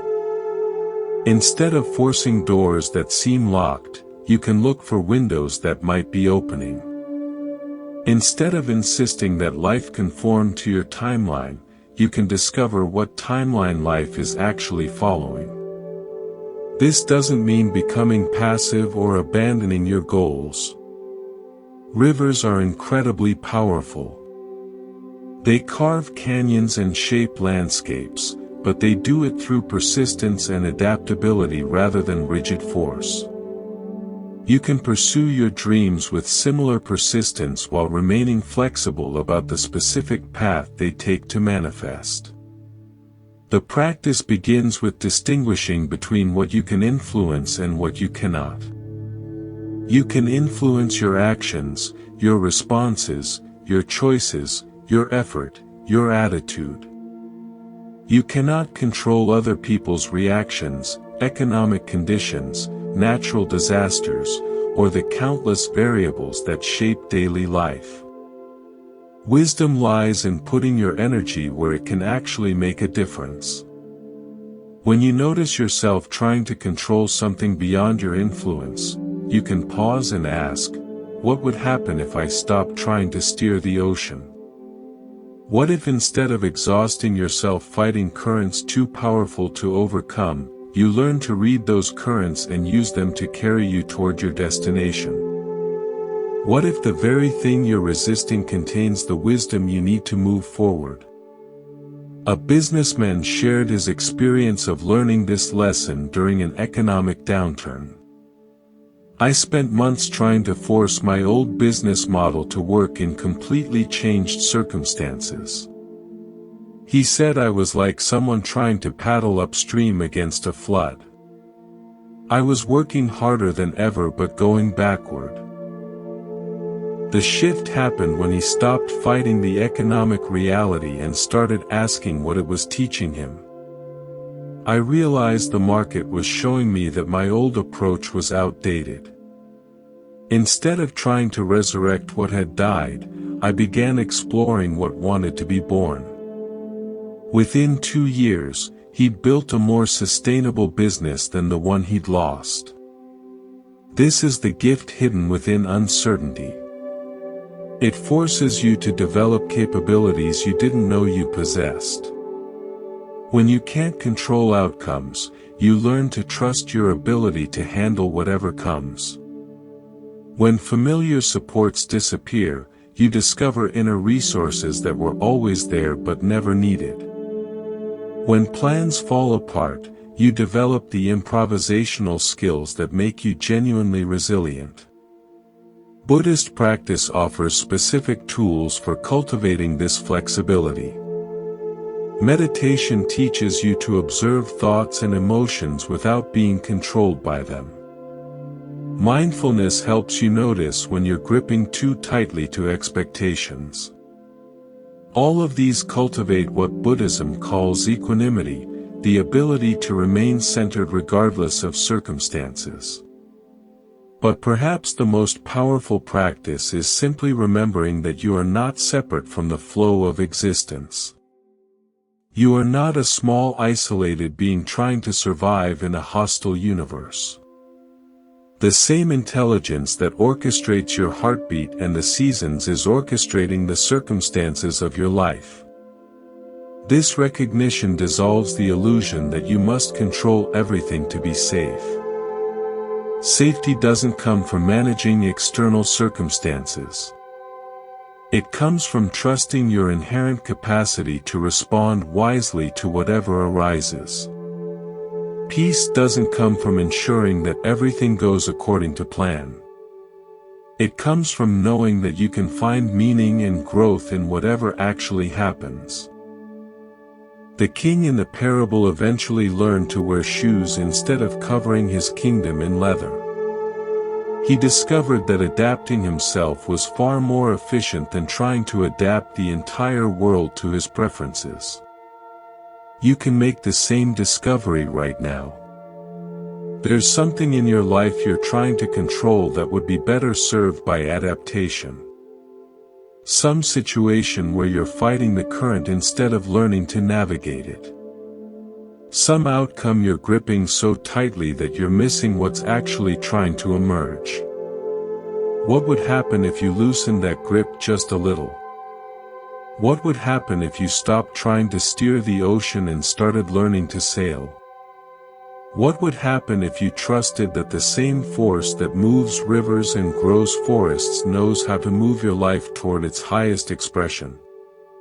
The beautiful illusion of control dissolves when you realize that you were never separate from what you were trying to control. You are part of the current, part of the flow, part of the intelligence that orchestrates everything. When you stop fighting that truth and start embodying it, life becomes infinitely easier and far more magical. The ocean doesn't need your steering.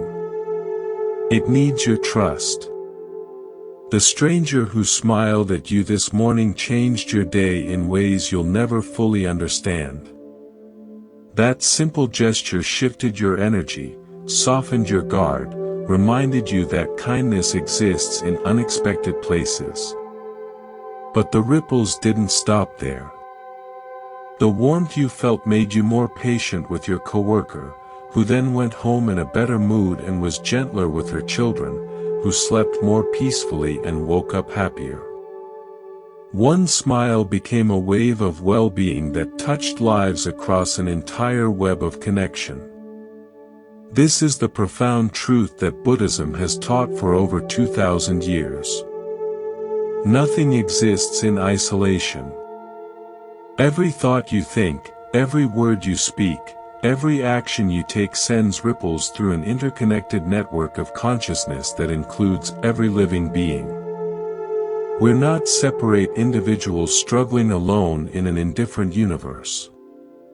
We're all threads in the same tapestry, each one essential to the beauty and strength of the whole. The Buddha called this principle dependent origination, the understanding that everything arises in relationship to everything else. Your breath depends on plants that release oxygen. Your food depends on soil, rain, and countless hands that brought it to your table. Your thoughts depend on language learned from others, experiences shared with community, wisdom passed down through generations. Even your sense of self exists only in relationship to what you perceive as not self. But this interconnection goes deeper than physical dependency.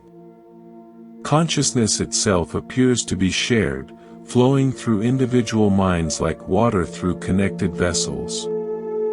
When you heal something within yourself, you contribute to the healing of the collective human experience. When you transform fear into love, raise anger into compassion, shift despair into hope, you're not just changing your own inner landscape. You're participating in the evolution of consciousness itself. Think about someone in your life who embodies deep peace.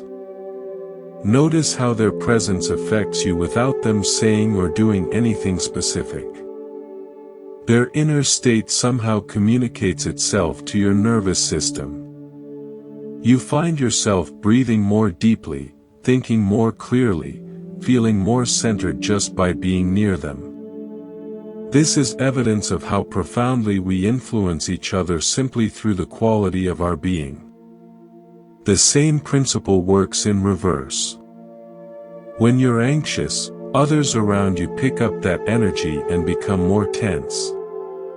When you're angry, you contribute to an atmosphere of conflict that affects everyone in your environment. This isn't to blame yourself for difficult emotions, but to recognize the responsibility that comes with understanding our interconnectedness. A mother once described how her own healing journey transformed her entire family. "I spent years in therapy working through childhood trauma," she said. "I thought I was just fixing my own problems. But as I became more peaceful inside, everything shifted. My husband stopped walking on eggshells around me. My children became more confident and expressive." She hadn't tried to change anyone else. Her inner transformation naturally created space for others to transform as well. This is what Buddhism means when it teaches that all beings are interconnected.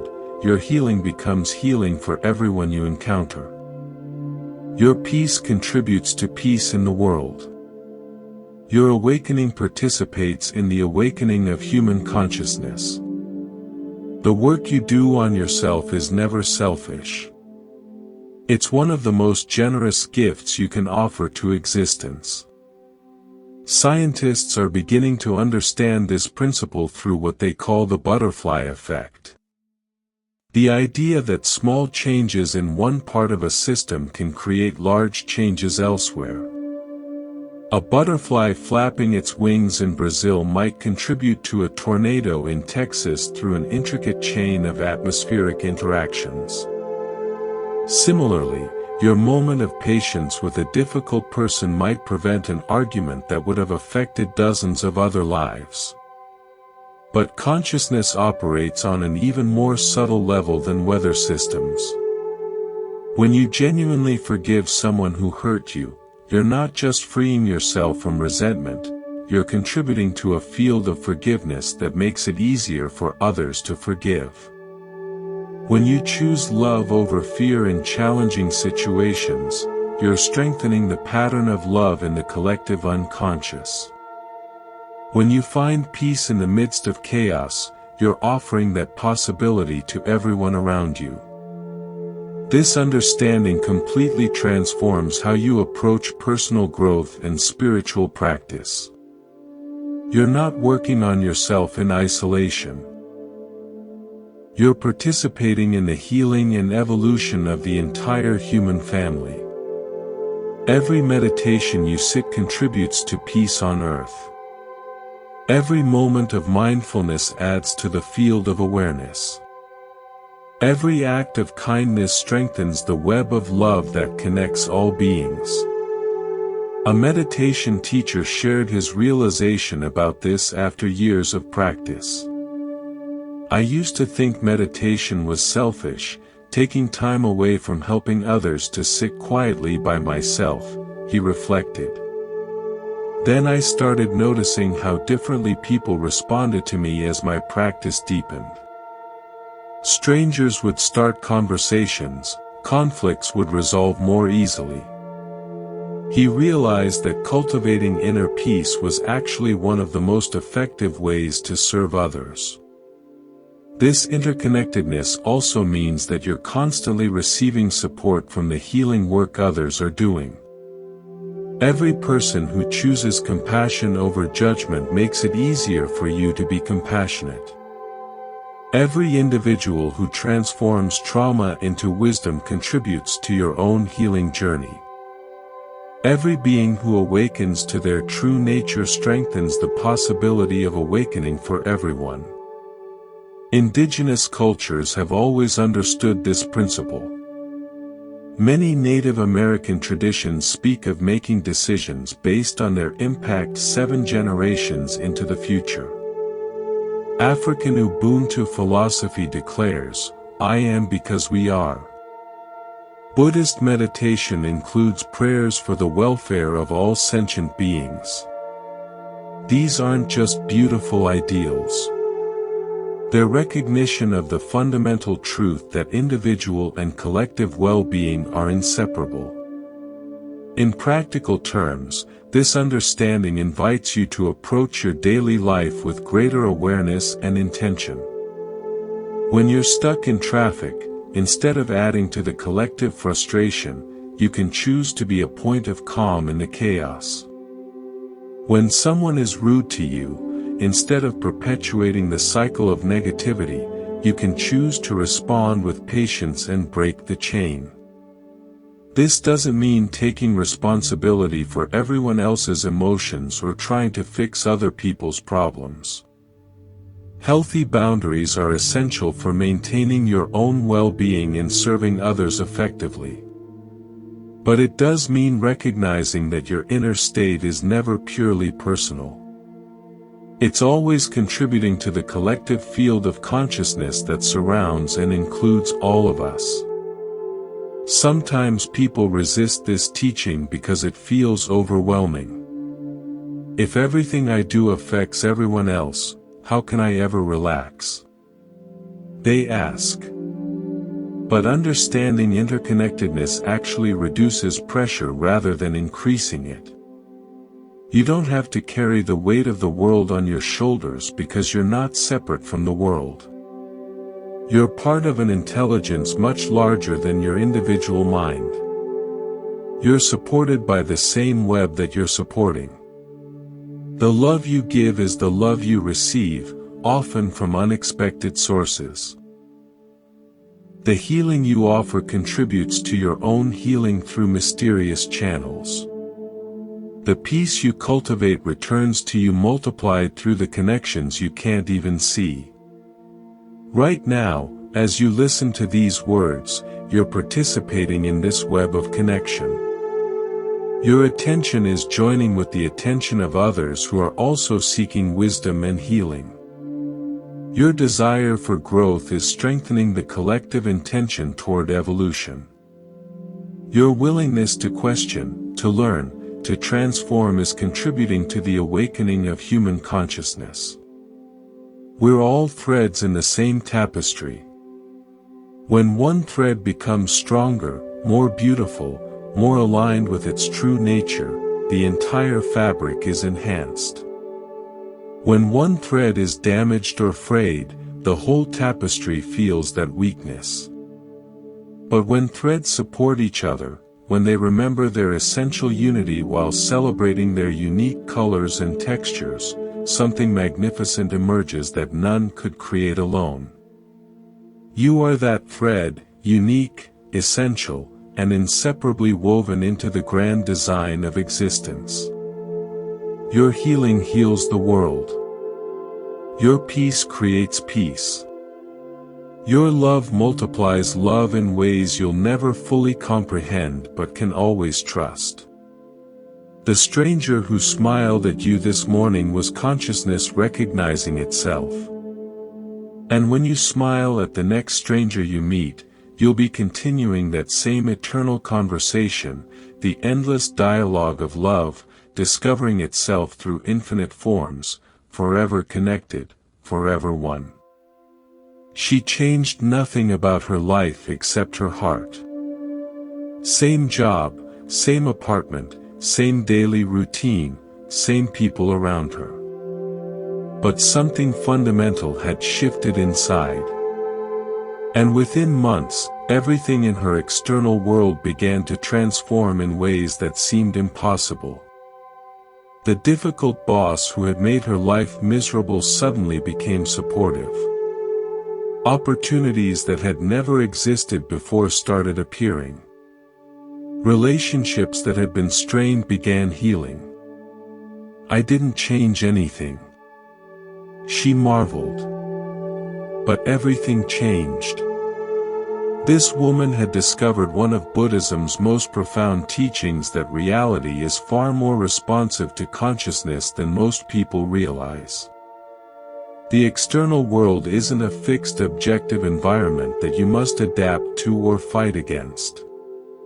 It's more like a mirror constantly reflecting back the quality of awareness you bring to each moment. When you transform your inner landscape, the outer landscape shifts to match it in ways that can only be described as miraculous. Most of us have this backwards. We think we need to change our circumstances in order to feel different. We believe that once we get the right job, the right relationship, the right amount of money, then we'll be happy and peaceful. But Buddhism teaches the opposite. When you cultivate happiness and peace from within, your external circumstances naturally align to support and reflect that inner state. This isn't wishful thinking. It's recognition of how consciousness actually works. Your perception shapes your reality more than your reality shapes your perception.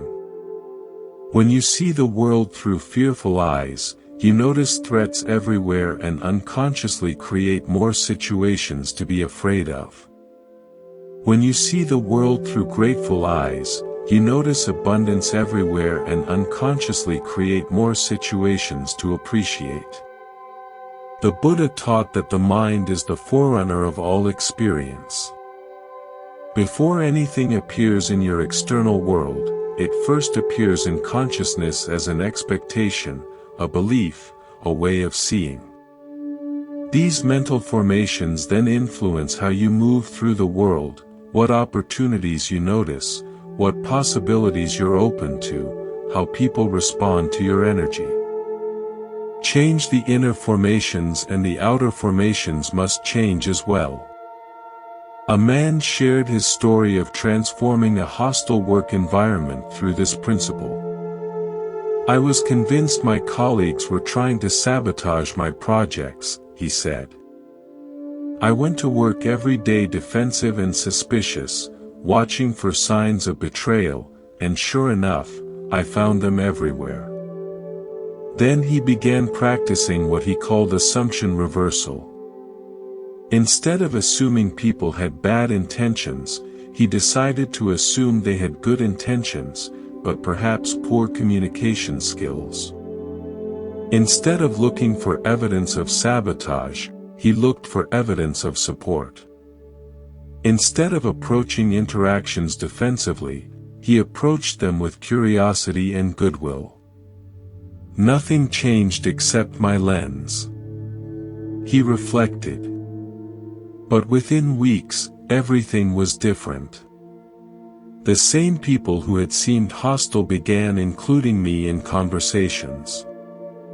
Projects that had been struggling suddenly had unexpected support. His change in perception had created an entirely different experience of the same workplace. This is what Buddhism calls the mirror principle. The understanding that the world reflects back to you the energy you project into it. Like a perfect mirror, reality shows you exactly what you're being, not what you're saying or pretending to be. If you're being fearful inside while trying to appear confident outside, the world responds to the fear.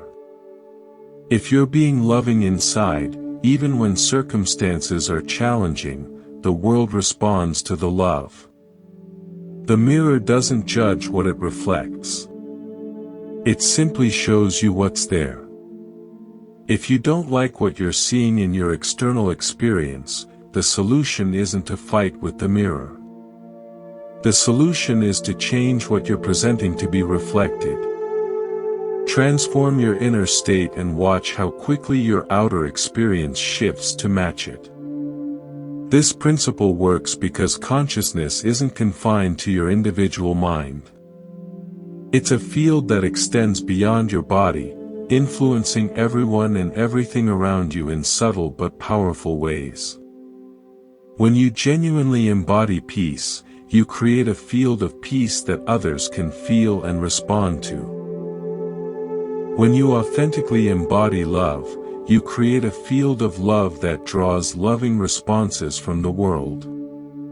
A teacher discovered this when she stopped trying to control her students and started embodying the calm attention she wanted them to have.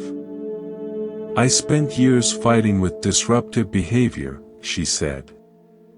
The classroom felt like a battlefield and I was exhausted every day. Then I realized I was contributing to the chaos through my own internal agitation. She began starting each day with meditation. Arriving at school centered and peaceful. Instead of bracing for problems, she held an intention for learning and connection. Instead of seeing her students as problems to solve, she saw them as young humans seeking understanding. The change was almost immediate. She marveled. The same kids who had been disruptive became engaged and helpful. This understanding completely revolutionizes how you approach challenges in your life.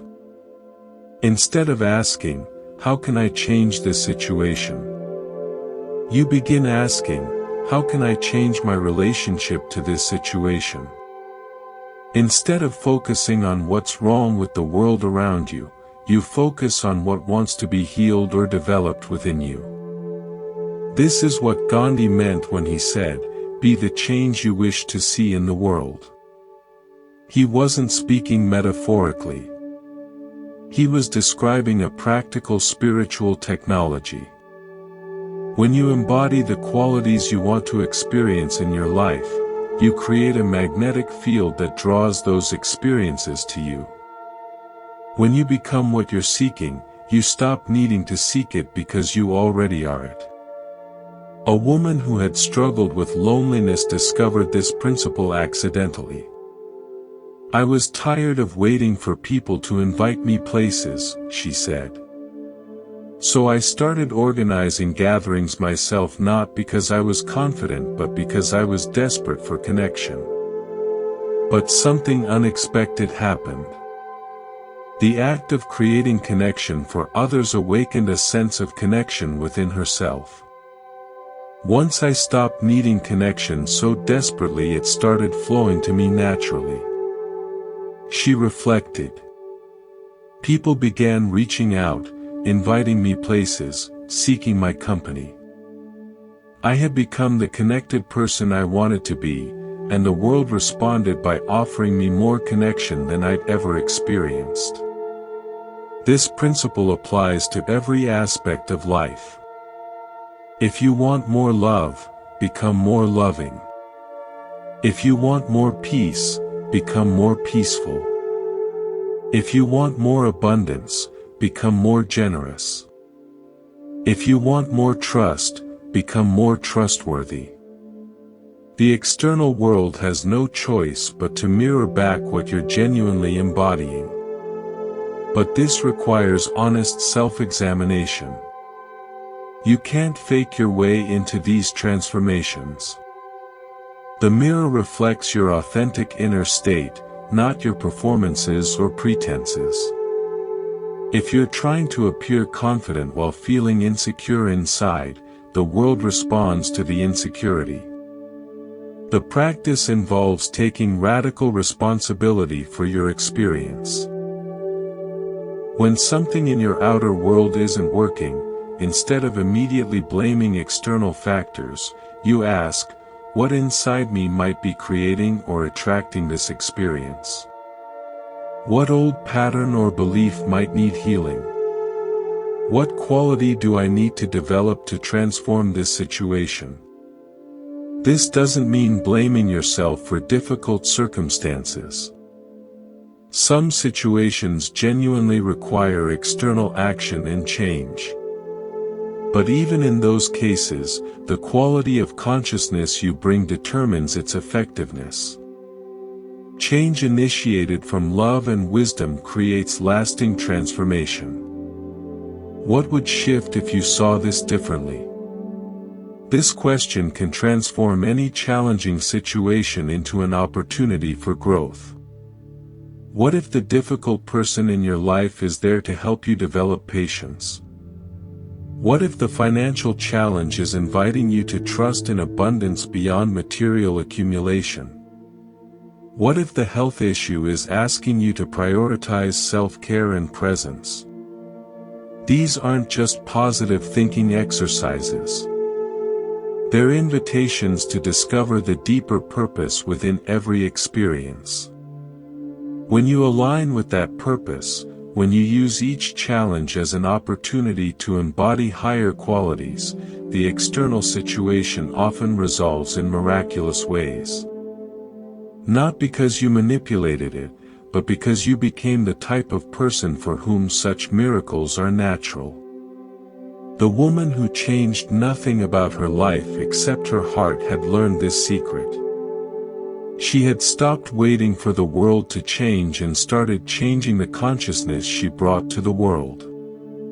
In doing so, she discovered that reality is far more malleable, far more responsive to love and awareness than she had ever imagined. The same miracle is available to you. Not through forcing or manipulating external circumstances, but through the gentle, persistent transformation of your inner landscape. When you change your heart, everything else must change to match it. This is the natural law of consciousness expressing itself through form. Your outer world is waiting to reflect the beauty you cultivate within. The miracle isn't that change is possible. The miracle is that it's inevitable once you align with the truth of who you really are. Every person in your life chose to be there, not in some literal predetermined way, but through the mysterious magnetism of consciousness that draws together experiences meant for growth and understanding. The people who love you, the people who challenge you, the people who pass through briefly, and the ones who stay for decades. Each connection serves a purpose in the unfolding story of who you're becoming. Buddhism teaches that we encounter others through what's called karmic affinity. Energetic resonances that create opportunities for mutual learning and healing. This doesn't mean everything is predestined or that harmful relationships should be tolerated. It means that consciousness has an intelligence that brings together experiences capable of catalyzing growth, even when that growth comes through difficulty. Think about the most significant relationships in your life. The person who believed in you when you couldn't believe in yourself. The friend who showed up during your darkest hour. The mentor who saw potential you didn't know existed. The partner who loved you through your most unlovable phases. These weren't random encounters. They were consciousness recognizing itself, offering exactly what was needed for your evolution. But relationships serve different purposes. And understanding this can transform how you experience both connection and separation. Some people come into your life for a season, bringing specific gifts or lessons before naturally moving on. Others stay for years or decades, growing and changing alongside you. Some appear briefly, but leave lasting impact. Each duration is perfect for its purpose. A woman once described her realization about this after a close friendship ended unexpectedly. I was devastated when she stopped calling, stopped including me in her life, she said. I kept trying to figure out what I'd done wrong, how I could fix it. But then I started reflecting on what that friendship had given me during the time we were close. She realized her friend had arrived at a moment when she desperately needed someone who would encourage her creative pursuits. For 3 years, this friend had been her biggest cheerleader, giving her confidence to pursue art seriously. By the time she drifted away, I no longer needed external validation for my creativity, she reflected. I had internalized the belief in myself that she'd helped me develop. The friendship had served its purpose completely. Instead of mourning its end, I began feeling grateful for its gift. This perspective transforms how you experience the natural ebb and flow of relationships. Instead of clinging desperately to connections that want to evolve or end, you can appreciate what each person brought to your journey and trust that when someone's role in your story is complete, space opens for new connections that serve your continued growth. But perhaps the most challenging teaching about relationships involves those who have caused pain. Buddhism suggests that even difficult people serve as teachers, though this requires careful understanding to avoid harmful interpretations. This doesn't mean that abuse is acceptable or that victims are responsible for their suffering. It means that consciousness has the remarkable ability to extract wisdom from even painful experiences. When approached with awareness and support, even the ones who hurt you came to teach you something. This teaching must be approached with great care and compassion. It's not about justifying harmful behavior or suggesting you should remain in dangerous situations. It's about recognizing that your response to difficult people can become a source of strength, wisdom, and deeper self-understanding.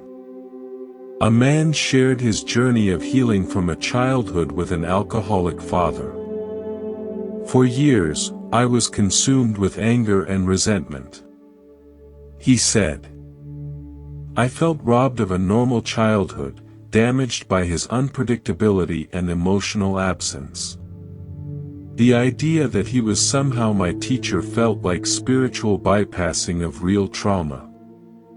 But through therapy and Buddhist practice, he began to see his experience differently. I realized that growing up in that environment had made me incredibly sensitive to other people's emotions. He reflected. I could read a room instantly, know when someone was struggling, offer exactly the right support. The hypervigilance that had been survival in childhood became compassion in adulthood. He became a counselor, helping others navigate family addiction. His wounds had become his healing gift to the world. This doesn't make what happened okay, he emphasized. I still had to do years of work to heal the trauma, but recognizing how the experience shaped my capacity for empathy helped me transform my pain into purpose. This is the delicate wisdom Buddhism offers about difficult relationships. Not that suffering is good or necessary, but that consciousness has the capacity to metabolize even painful experiences into wisdom when approached skillfully. The key is timing, support, and never bypassing the legitimate need for healing and boundaries. Sometimes the teaching isn't about developing positive qualities, but about learning what you won't tolerate. The person who repeatedly breaks promises teaches you about the importance of reliability. The one who violates your boundaries shows you why boundaries matter. The relationship that drains your energy reveals what nourishing connection actually feels like. Buddhism also teaches about what are called spiritual friends, relationships specifically oriented toward mutual awakening. These are the people who see your highest potential and gently call you toward it. Who support your growth even when it means you might outgrow old patterns they're comfortable with. Who love you enough to tell you difficult truths with kindness. Who celebrate your victories without jealousy and hold space for your struggles without trying to fix you. These relationships are rare and precious. They're characterized by mutual respect, genuine care for each other's well-being, and shared commitment to consciousness and growth. When you find such connections, treasure them.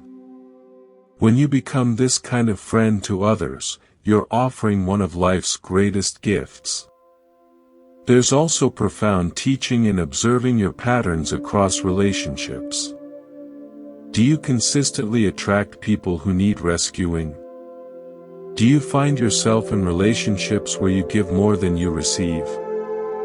Do you tend to abandon yourself to keep others comfortable?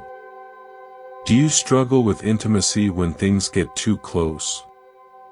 These patterns point toward places within yourself that want healing and integration.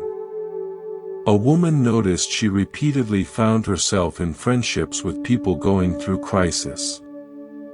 I was always the helper, the one people called when their lives fell apart, she said. I felt useful and needed, but I was exhausted and my own needs were never addressed. Through reflection, she realized this pattern stemmed from childhood where her value had depended on being helpful to her struggling mother. The awareness allowed her to choose more balanced relationships where support flowed both directions. Gratitude for all encounters doesn't mean pretending harmful relationships were wonderful. It means recognizing that every connection, pleasant or difficult, has contributed to your understanding of yourself and others. The person who betrayed you taught you about discernment. The one who loved you unconditionally showed you what's possible. The friend who grew in different directions reminded you that change is natural and healthy. Right now, consider the people currently in your life. What might each relationship be here to teach you? The colleague who irritates you might be showing you something about patience or boundaries. The family member who triggers you might be reflecting back an aspect of yourself that needs attention. The person who inspires you might be modeling qualities you're ready to develop. Buddhism reminds us that we're all walking each other home. Every interaction is an opportunity for mutual awakening, mutual healing, mutual growth. When you see others as fellow travelers rather than obstacles or objects, relationships become sacred encounters rather than sources of drama. Some people will stay in your story for chapters. Others will appear for a single sentence that changes everything. Some will be antagonists who create tension that forces growth. Others will be allies who provide support and encouragement. All are necessary for the fullness of your journey. The greatest gift you can offer anyone is your own awakening.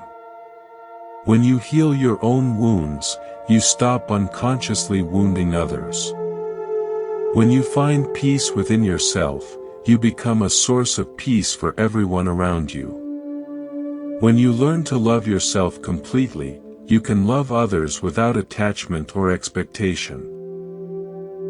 Every person in your story chose to be there through the mysterious intelligence of consciousness, seeking to know itself more completely. Honor their presence, learn from their gifts, and release them with gratitude when their chapter in your story comes to a natural end. The story continues and new characters will arrive exactly when they're needed for the next phase of your awakening. Do you keep attracting the same type of situation, the same kind of relationship drama just with different faces? The same financial challenges wearing different disguises? The same workplace conflicts playing out in new offices, the same family dynamics repeating across generations? If you're honest, you'll probably notice patterns in your life that seem to circle back like a broken record playing the same song until you want to scream. Buddhism teaches that life is the most patient teacher you'll ever encounter. It doesn't give up on you when you fail to understand the first time or the 10th time or even the 50th time. Instead, it keeps presenting the same essential lesson in slightly different forms until you finally develop the awareness and skills needed to graduate to the next level of understanding. This isn't punishment or evidence that you're broken. It's how consciousness learns and evolves. Just as a child practices writing the same letter over and over until their hand develops the muscle memory, life gives you repeated opportunities to practice new ways of being until they become natural and integrated. The repetition happens because unresolved patterns in consciousness continue to create similar experiences. If you consistently react to conflict with anger and defensiveness, you'll keep attracting situations that trigger those reactions until you learn to respond differently. If you habitually sacrifice your needs to avoid disappointing others, you'll keep finding yourself in relationships that take advantage of that tendency until you develop healthy boundaries. A woman once described her pattern of attracting partners who were emotionally unavailable. For 15 years, I kept falling for men who seemed perfect at first, but couldn't commit to real intimacy. She said I would blame them, thinking I just had bad luck in love. But eventually, I had to face the uncomfortable truth that I was the common denominator in all these relationships. Through therapy and self-reflection, she discovered that she unconsciously chose unavailable partners because deep intimacy terrified her. She had grown up with parents who used love as a weapon, withdrawing affection when she didn't meet their expectations. Emotionally distant partners felt familiar and safe, even as they left her feeling lonely and frustrated. I was recreating my childhood over and over, hoping this time it would end differently. This recognition was painful but transformative. Instead of focusing on changing her partners, she began working on her own capacity for intimacy. She practiced staying present when relationships deepened instead of unconsciously sabotaging them. She learned to recognize the difference between genuine availability and surface charm. The pattern that had dominated her love life for years finally shifted when she addressed its root cause. The key to breaking repetitive cycles lies in developing what Buddhism calls clear seeing. The ability to observe your patterns with compassion rather than judgment. When you're caught in repetition, the first step isn't to force change, but to notice what's actually happening. What triggers seem to activate the same responses? What emotions arise before you fall into familiar behaviors? What beliefs about yourself or others drive these patterns? A man noticed he kept leaving jobs after about 2 years, always feeling unappreciated and overlooked for promotions. I told myself I just had terrible bosses, he reflected. But when it happened at the 4th company, I had to consider that maybe the problem wasn't entirely external. He began observing his workplace behavior more carefully. He discovered that he consistently took on extra work without communicating his contributions clearly. He assumed his efforts would be noticed and rewarded automatically. When recognition didn't come, he would become resentful and withdraw his engagement, creating a cycle where his value became less visible to management. I was creating the very situation I was complaining about. He realized breaking the pattern required learning new skills he'd never developed. He practiced advocating for himself clearly and professionally. He learned to document his achievements and communicate them appropriately. He developed the ability to ask for what he wanted instead of hoping others would read his mind. The next promotion came within 8 months. Sometimes patterns repeat because we're trying to heal old wounds through new experiences. We unconsciously seek situations that remind us of past pain, hoping this time we'll be able to create a different outcome. This is consciousness attempting to resolve unfinished business. But without awareness, we often recreate the same dynamics that caused the original wound. Buddhism teaches that true healing happens not by recreating the past with a different ending, but by developing new capacities in the present.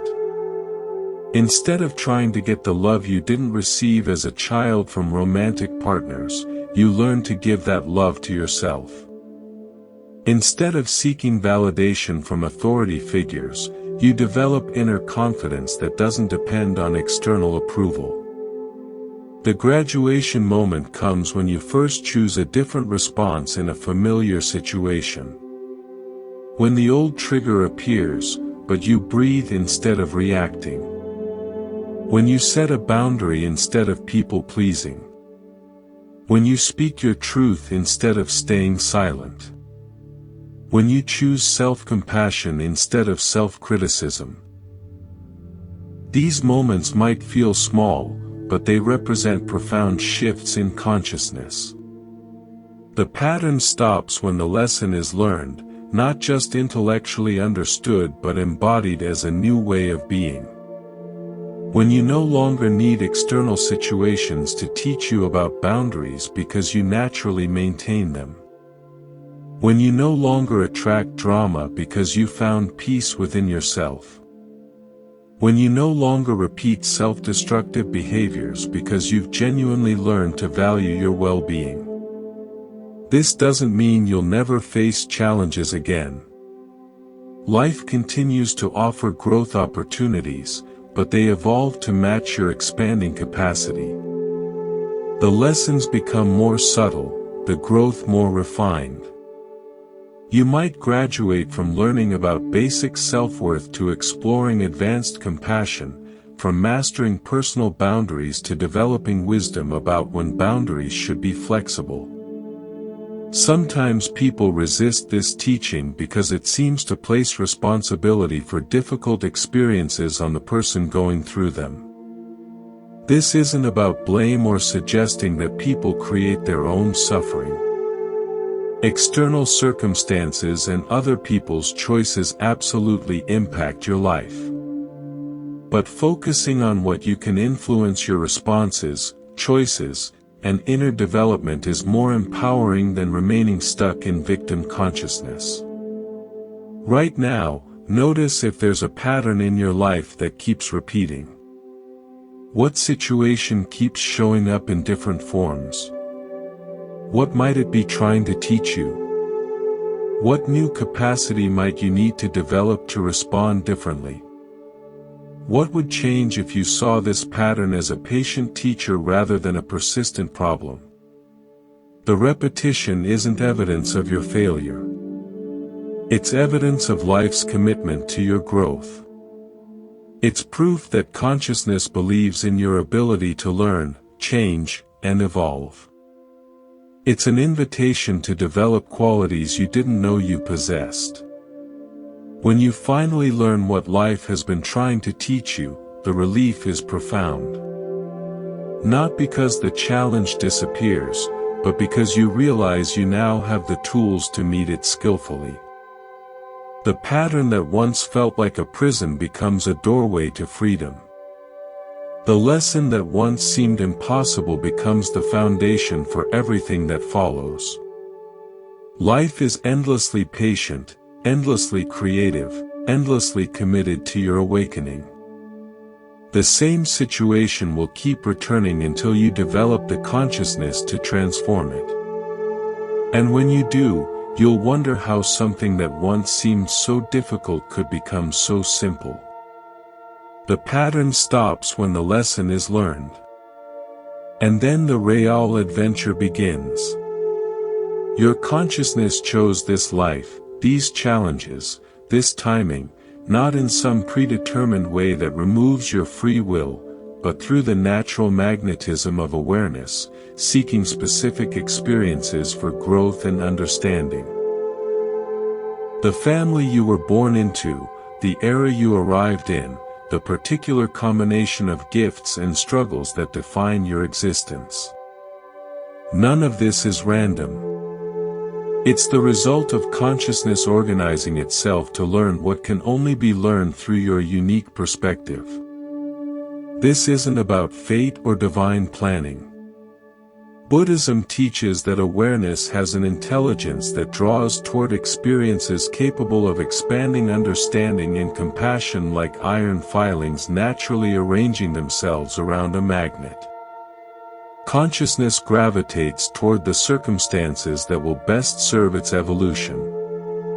Your life is the curriculum consciousness chose to develop qualities that could only emerge through your particular journey. But purpose isn't some grand mission you need to discover and then execute perfectly. It's not a single career path, relationship, or achievement that will suddenly make everything make sense. Purpose is far more intimate and immediate than that. It's woven into the fabric of your daily existence, waiting to be recognized in moments both ordinary and extraordinary. Purpose reveals itself through what draws you, what breaks your heart, what makes you feel most alive. It's found in the intersection between your natural gifts and the world's needs. It emerges when you stop trying to be who you think you should be and start expressing who you actually are. It's discovered not through thinking, but through living, not through planning, but through paying attention to what consistently calls to your consciousness. A man spent years searching for his life purpose through books, workshops, and meditation retreats. I thought it would come as some dramatic revelation, he said.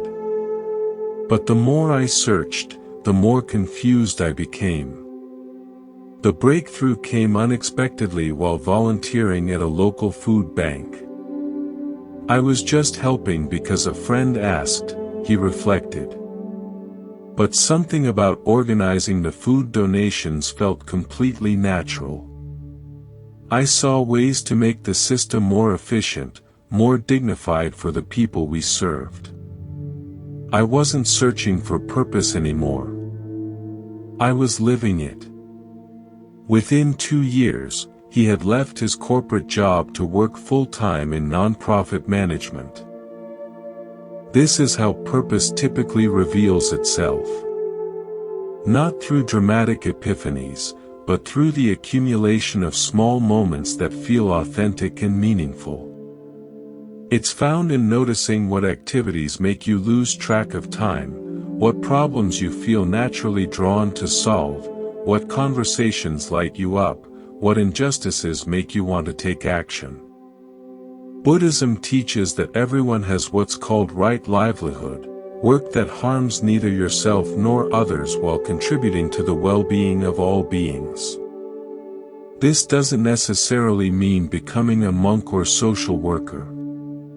It means finding ways to express your authentic gifts in service of something larger than personal gain. It means aligning your daily actions with your deepest values. A teacher discovered her purpose not in the classroom but in the margins of education. I loved teaching, but I kept noticing kids who were struggling not because they weren't smart but because they learned differently. She said I started staying after school to work with them, individually developing new approaches that matched their learning styles. What began as informal tutoring evolved into a program that transformed how her entire district approached learning differences. I never set out to become an advocate, she reflected. But my heart kept breaking for these brilliant kids who were being told they weren't good enough. That heartbreak became my compass. This points to something crucial about purpose. It often emerges from what troubles you most deeply. The problems you can't ignore, the suffering you feel compelled to address, the gaps you naturally notice and want to fill. Your wounds, when healed with awareness, often become the source of your greatest gifts to the world. But purpose doesn't require changing careers or starting organizations. It can be expressed through how you raise your children, how you treat the cashier at the grocery store, how you listen to a friend in crisis. Small acts of consciousness and compassion ripple outward in ways you'll never fully comprehend. The smile you offer to a stranger might be the kindness that saves their day. A janitor at a hospital understood this deeply. I clean floors, but that's not my real job. He said, my real job is creating an environment where healing can happen. I pay attention to worried families in waiting rooms. I notice when someone needs directions or a kind word. His co-workers and patients recognized him as one of the most important people in the entire facility. Purpose isn't about status or recognition, he reflected. It's about bringing your whole self to whatever you're doing and remembering that everything affects everything else. This understanding transforms how you approach your current circumstances. Instead of waiting for the perfect opportunity to express your purpose, you begin expressing it wherever you are with whatever resources you have available. You bring consciousness to mundane tasks. You offer presence to routine interactions. You look for ways to serve even in situations that don't feel particularly meaningful. What makes you come alive? This question cuts through all the noise about what you should do or what others expect from you. It points directly toward the intersection of your authentic nature and your contribution to the world. Maybe it's creating beauty through art, music, or design. Maybe it's solving complex problems through analysis and innovation. Maybe it's nurturing growth in people, plants, or communities. The feeling of coming alive is your consciousness, recognizing its natural expression. It's the sense of rightness that occurs when your inner nature meets the world's needs. It's not always easy or comfortable. True aliveness often requires courage, vulnerability, and growth. But it has a quality of authenticity that can't be faked or forced. A woman realized her purpose was helping people die with dignity after caring for her grandmother in her final months. I discovered I had a natural ability to be present with people in their most vulnerable moments. She said I could sit with grief and fear without trying to fix anything. She became a hospice counselor, finding deep fulfillment in work that many people would find too difficult. Death work isn't morbid, she explained.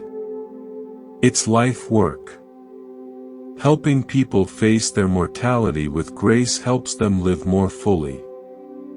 I come alive in those moments of truth and tenderness. Your purpose may not be dramatic or obvious to others. It might be expressed through raising children with consciousness, maintaining family traditions, creating beautiful spaces, or simply being a presence of peace in chaotic environments. It might involve learning and growing rather than achieving and producing.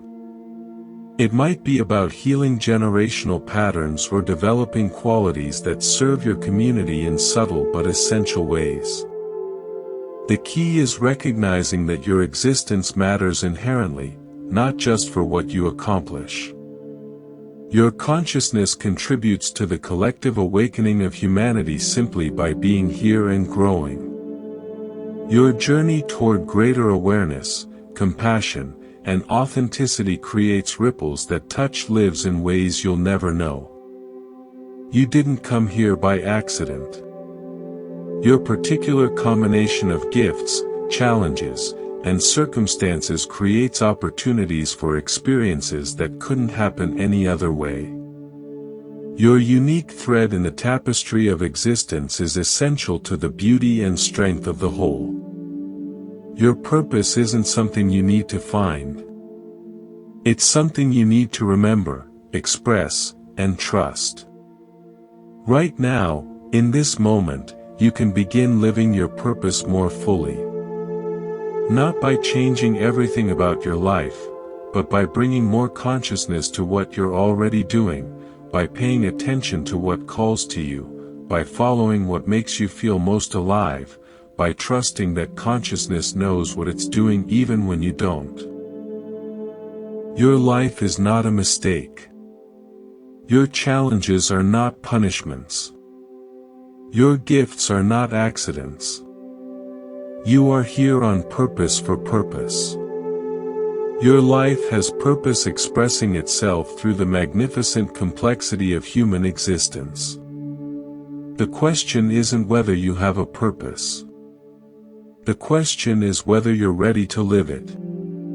Sometimes life has to shatter to show you what's unbreakable. The job that defined your identity disappears overnight. The relationship you built your life around crumbles. The health you took for granted betrays you. The beliefs that gave your world meaning suddenly feel hollow and false. In these moments of complete dissolution, when everything familiar falls away, you might discover something profound hiding beneath the wreckage. What mystics throughout history have called the dark night of the spirit isn't a punishment or a sign that you've failed at life. It's often consciousness preparing for a fundamental shift in how you understand yourself and reality. When the structures you've built your identity around prove inadequate for who you're becoming, they must fall away to make space for something more authentic and expansive. But let's be clear about something important. If you're experiencing thoughts of self-harm, severe depression, or feeling disconnected from reality, this isn't just a spiritual experience. It's a signal to seek professional support immediately. True spiritual awakening enhances your connection to life, not your desire to escape it. The guidance in this chapter is meant to complement, not replace proper mental health care when you're in genuine crisis. That said, there are periods in life when everything seems to unravel simultaneously, and these experiences often contain seeds of profound transformation. Buddhism recognizes that consciousness sometimes outgrows its current container and needs to reorganize at a more inclusive level, like a snake shedding skin or a butterfly dissolving in its cocoon. The process looks like destruction, but is actually preparation for rebirth. A woman described her experience of what she called her great falling apart in her early 40s. Everything I'd worked for was disappearing, she said. My marriage ended. My career stalled. My parents were aging and needed care. I felt like I was free falling with no parachute. For months, she struggled with depression and anxiety, seeking therapy and support from friends. But somewhere in the darkness, I started noticing something strange.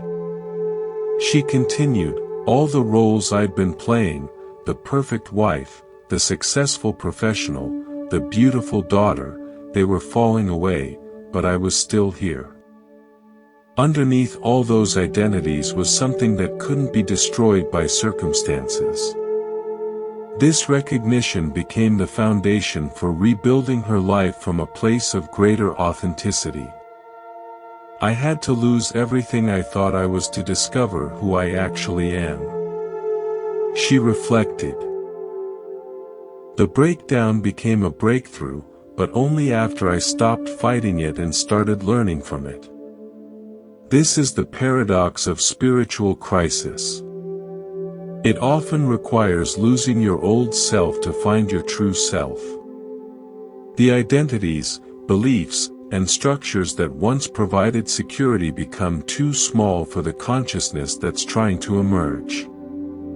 Like a hermit crab outgrowing its shell, you must venture into temporary vulnerability before finding a more suitable home. The phoenix teaching from ancient mythology perfectly captures this process.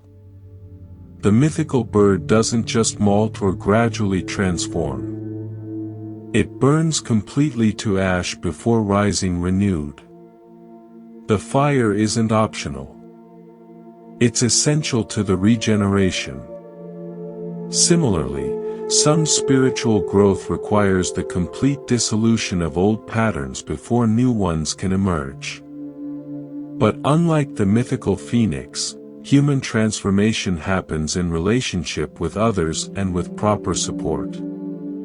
The hermit's journey into isolation is one path, but it's not the only one or necessarily the healthiest one. Crisis can become awakening when you allow trusted others to witness your process. When you seek guidance from those who've navigated similar territories. When you remember that breaking open doesn't mean breaking alone. A man shared his experience of a midlife spiritual crisis that began with what seemed like clinical depression. I lost interest in everything that had previously motivated me, he said. Work felt meaningless. Social activities felt empty. Even my hobbies couldn't hold my attention. He sought therapy and explored whether medication might help. But he also began studying Buddhist and other contemplative traditions. I discovered that what I was experiencing had been described by mystics for thousands of years. He reflected the dissolving of the ego's attachments, the questioning of all assumptions, the sense that nothing solid remained to hold on to. Understanding this didn't make it easier, but it helped me trust the process instead of just enduring it. Over 18 months with therapeutic support and spiritual practice, he emerged with a fundamentally different relationship to meaning and purpose. I stopped trying to extract significance from external achievements and started finding it in simple presence. He said the depression lifted, but more importantly, I discovered a peace that doesn't depend on circumstances going well. This breaking open is making space for something beautiful. When the familiar structures of identity and meaning collapse, initially there's terror and disorientation. But in that spaciousness, new possibilities can emerge that were invisible before. Qualities like compassion, wisdom, and authentic joy that were suppressed by old patterns finally have room to grow. The key is learning to distinguish between necessary dissolution and unnecessary suffering. Some pain in life comes from growth, like the discomfort of muscles strengthening or the ache of a heart expanding. Other pain comes from resistance to growth, fighting change that wants to happen naturally. Spiritual crisis often involves both types, and wisdom lies in knowing when to surrender and when to seek support. Buddhism teaches that attachment to any fixed identity causes suffering because consciousness is naturally fluid and expansive. When you cling too tightly to being the successful one or the helper or the strong one, you limit your capacity to respond authentically to new situations. Crisis forces a release of these limited self-concepts, creating space for a more flexible and inclusive sense of identity. This doesn't mean that all crisis leads to awakening or that suffering is somehow noble. Many people experience genuine trauma and loss without any spiritual benefit, and it would be cruel to suggest otherwise. But for those who find themselves in periods of deep questioning and dissolution, understanding the potential transformative nature of such experiences can provide hope and direction. The process isn't linear or predictable. There are days when you feel like you're making progress and days when you feel like you're drowning. There are moments of profound insight followed by hours of confusion. The old self doesn't die gracefully, and the new self doesn't emerge fully formed. Patience and self-compassion are essential companions during these transitions. If you're currently in a period where everything feels uncertain and unstable, remember that dissolution often precedes creation. The caterpillar doesn't know it will become a butterfly when it enters the cocoon. It only knows that its old way of being is no longer sustainable. Trust that consciousness knows what it's doing, even when your mind can't make sense of the process. But also remember that seeking support isn't a sign of spiritual weakness. Therapists, trusted friends, spiritual directors, support groups. These resources can provide essential guidance during times of transformation. The hermit's path isn't the only path, and isolation can sometimes deepen crisis rather than resolve it. What feels like an ending might be the beginning you've been unconsciously preparing for your entire life. What seems like failure might be liberation from success that was never truly yours. What appears to be falling apart might be falling together in a way you couldn't have imagined or planned. This breaking open is making space for something beautiful, something more authentic, more compassionate, more aligned with your deepest truth. The phoenix rises not because the fire was pleasant, but because fire was necessary for transformation. And you have everything within you needed to rise as well. What if you stopped fighting and started dancing? What if instead of bracing against life's rhythms, you learned to move with them? What if the very thing you've been resisting is actually trying to partner with you in the most beautiful dance you've ever experienced? This shift from resistance to flow happens through two of Buddhism's most transformative practices, gratitude and surrender. Not the superficial kind that pretends everything is perfect, but the deep recognition that even in difficulty, life is offering something valuable. Not the defeated kind that gives up hope, but the wise understanding that working with reality is more effective than fighting against it. Gratitude in Buddhist practice isn't about forcing positivity or denying problems. It's about training your awareness to notice what's actually present alongside the challenges. When you're going through a difficult time, gratitude doesn't mean pretending to be thankful for the pain.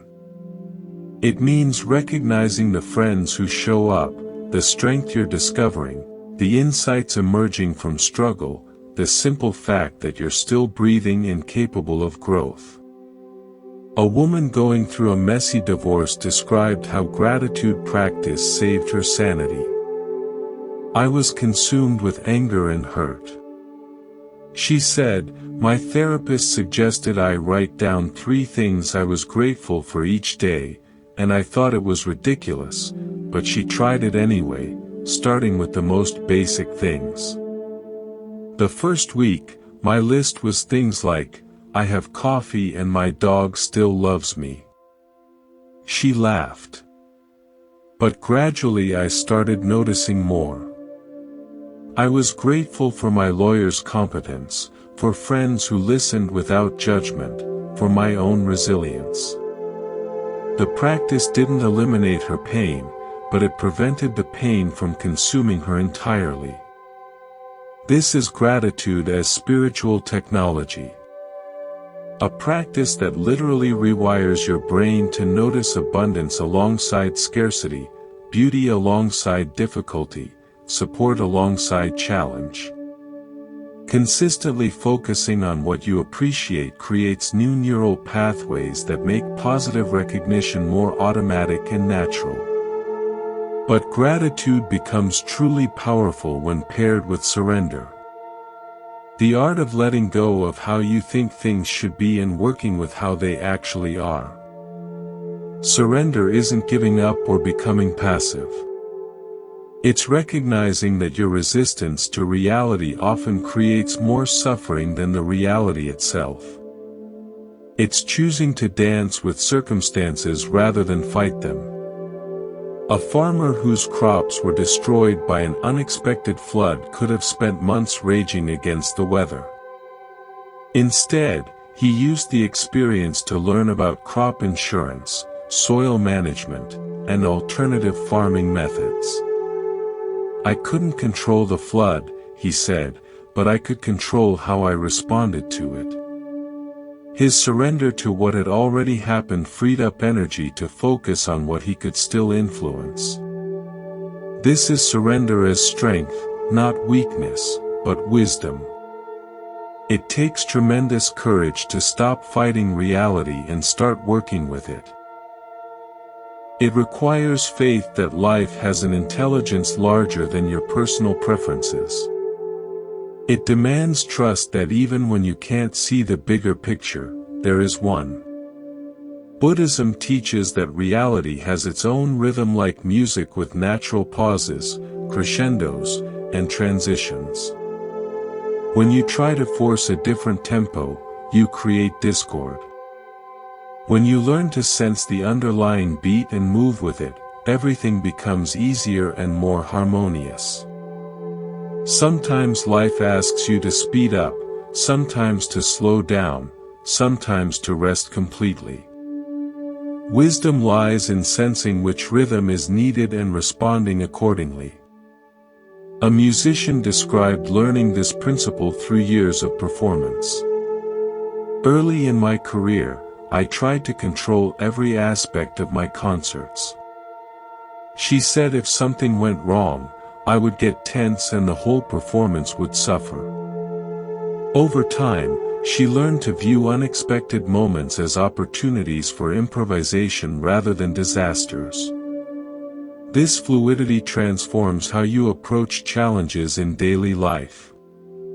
When traffic is heavy, instead of stressing about being late, you can use the time for reflection or simply breathing. When plans fall through, instead of seeing failure, you can explore what new possibilities are opening. When people don't behave as you expect, instead of trying to control them, you can practice acceptance and adjust your own response. The practice of surrender begins with small releases throughout your day.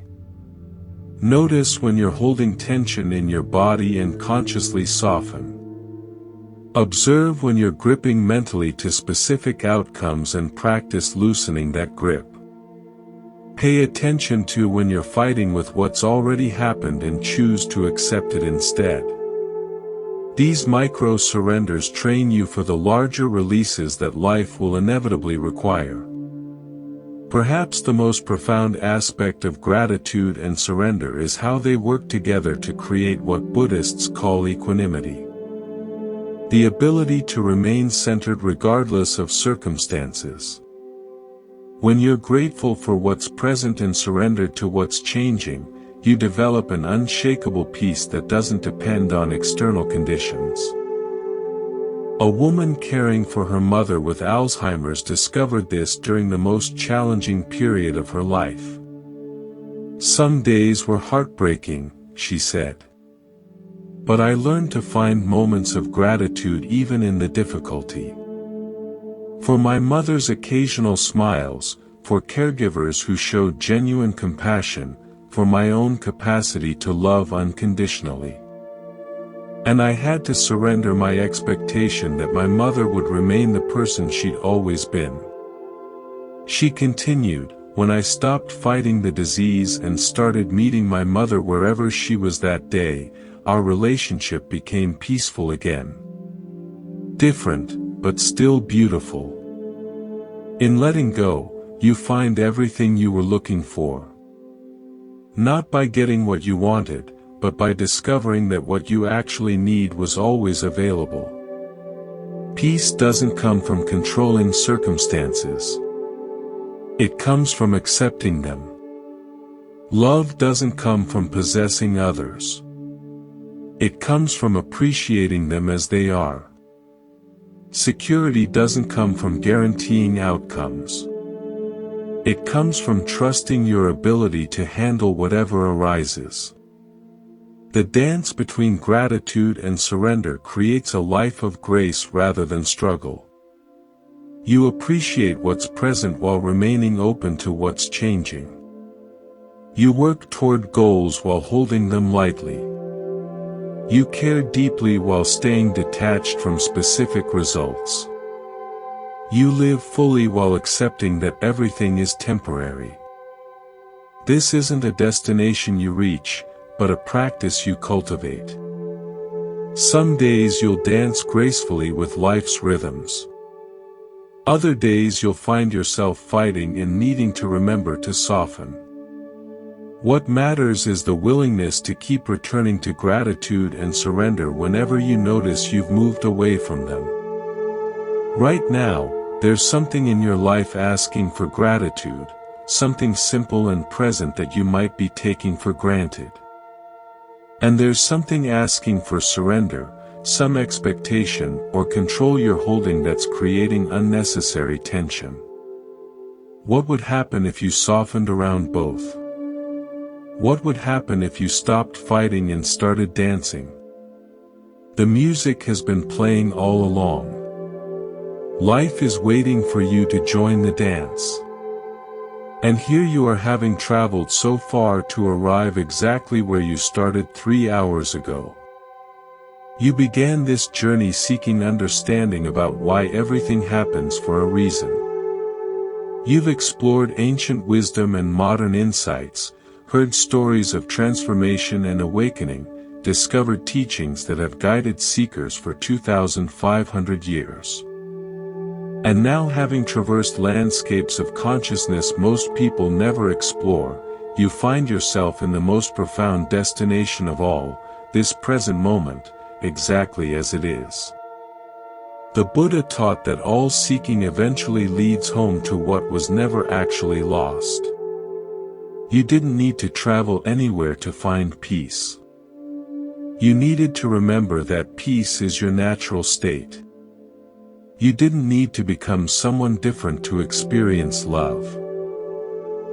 You needed to recognize that love is what you are. You didn't need to fix your life to feel whole. You needed to see that wholeness was always here, patiently waiting beneath the stories of brokenness. Think about how much has shifted in your understanding during this time together. The random events in your life have revealed themselves as part of an intelligent unfolding. The painful experiences have shown their hidden gifts of strength and wisdom. The people who challenged you have been recognized as teachers in disguise. The patterns that once frustrated you have become doorways to growth. Everything that seemed chaotic has proven to be perfectly orchestrated by a wisdom larger than your individual mind. You've learned that impermanence isn't your enemy, but your liberation, freeing you from clinging to what was never meant to stay forever. You've discovered that your thoughts and actions create ripples across the ocean of existence, connecting you to every other being in ways both subtle and profound. You've practiced letting go of attachments that created suffering, finding that love multiplies when shared without possession. You've explored the art of acceptance, learning to flow with life's currents rather than exhausting yourself swimming upstream. You found meaning hidden within your deepest struggles, understanding that consciousness uses even painful experiences as raw material for transformation. You've practiced mindfulness, discovering that the present moment contains everything you've been searching for in past and future. You've witnessed how changing your inner landscape automatically shifts your outer experience, proving that reality is far more responsive to consciousness than most people realize. You've seen how chaos serves transformation, breaking down outdated structures to make space for new growth. You've learned to trust Dharma, the natural intelligence that orchestrates existence with perfect timing. You've released the beautiful illusion of control, discovering that cooperation with life's flow is more effective than resistance. You've recognized the web of connection that includes every being, understanding that your healing contributes to the healing of all. You've explored how inner changes create outer miracles, learning that the world mirrors back whatever consciousness you authentically embody. You've appreciated the people in your story as precisely the teachers needed for your unique journey. You've understood why life repeats its lessons until they're truly learned and integrated.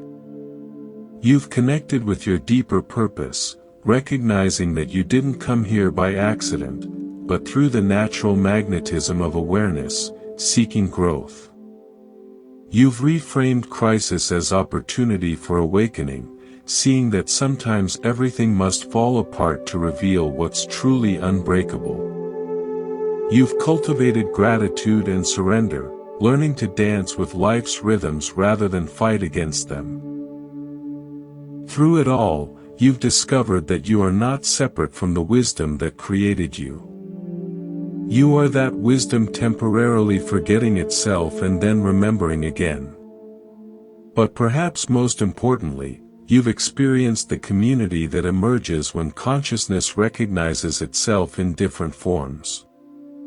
As you've listened to these teachings, you've been connected to countless others who have also chosen the path of understanding. Across the globe in different time zones and circumstances, people just like you have been seeking the same truths, asking the same questions, longing for the same peace. You are not alone in this journey. You never have been. To everyone who has traveled this far, thank you. Thank you for your willingness to question, to grow, to remain open when it would be easier to stay closed. Thank you for choosing consciousness over unconsciousness, love over fear, understanding over judgment. Thank you for doing the inner work that heals not just your own life but contributes to the awakening of our entire human family. If these teachings have touched you, share them with someone who might benefit. If these stories have reminded you of your own wisdom, trust that inner knowing more deeply. If these practices have brought you peace, continue cultivating them in your daily life. If this time together has helped you remember who you really are, let that remembering guide your choices from this moment forward. The journey doesn't end here. It begins here. Every moment offers a new opportunity to apply these timeless truths to the immediate circumstances of your life. Every interaction becomes a chance to practice presence, compassion, and wisdom. Every challenge becomes an invitation to trust the deeper intelligence that orchestrates your existence. You came seeking to understand why everything happens for a reason. You've discovered that the reason isn't always obvious, isn't always comfortable, isn't always what the mind expects. But if you look closely enough, if you feel deeply enough, if you trust completely enough, you'll find the thread that connects every experience. The golden thread that weaves through every joy and sorrow, every meeting and parting, every beginning and ending. Everything happens for a reason. And the reason is always love. Love learning about itself through your unique perspective. Love growing stronger through your struggles. Love becoming wiser through your questions. Love recognizing itself in every face you meet. Love disguised as everything you've experienced, waiting patiently for the moment you're ready to see through the disguise. Right here, right now, in this very moment, love is all there is. Welcome home.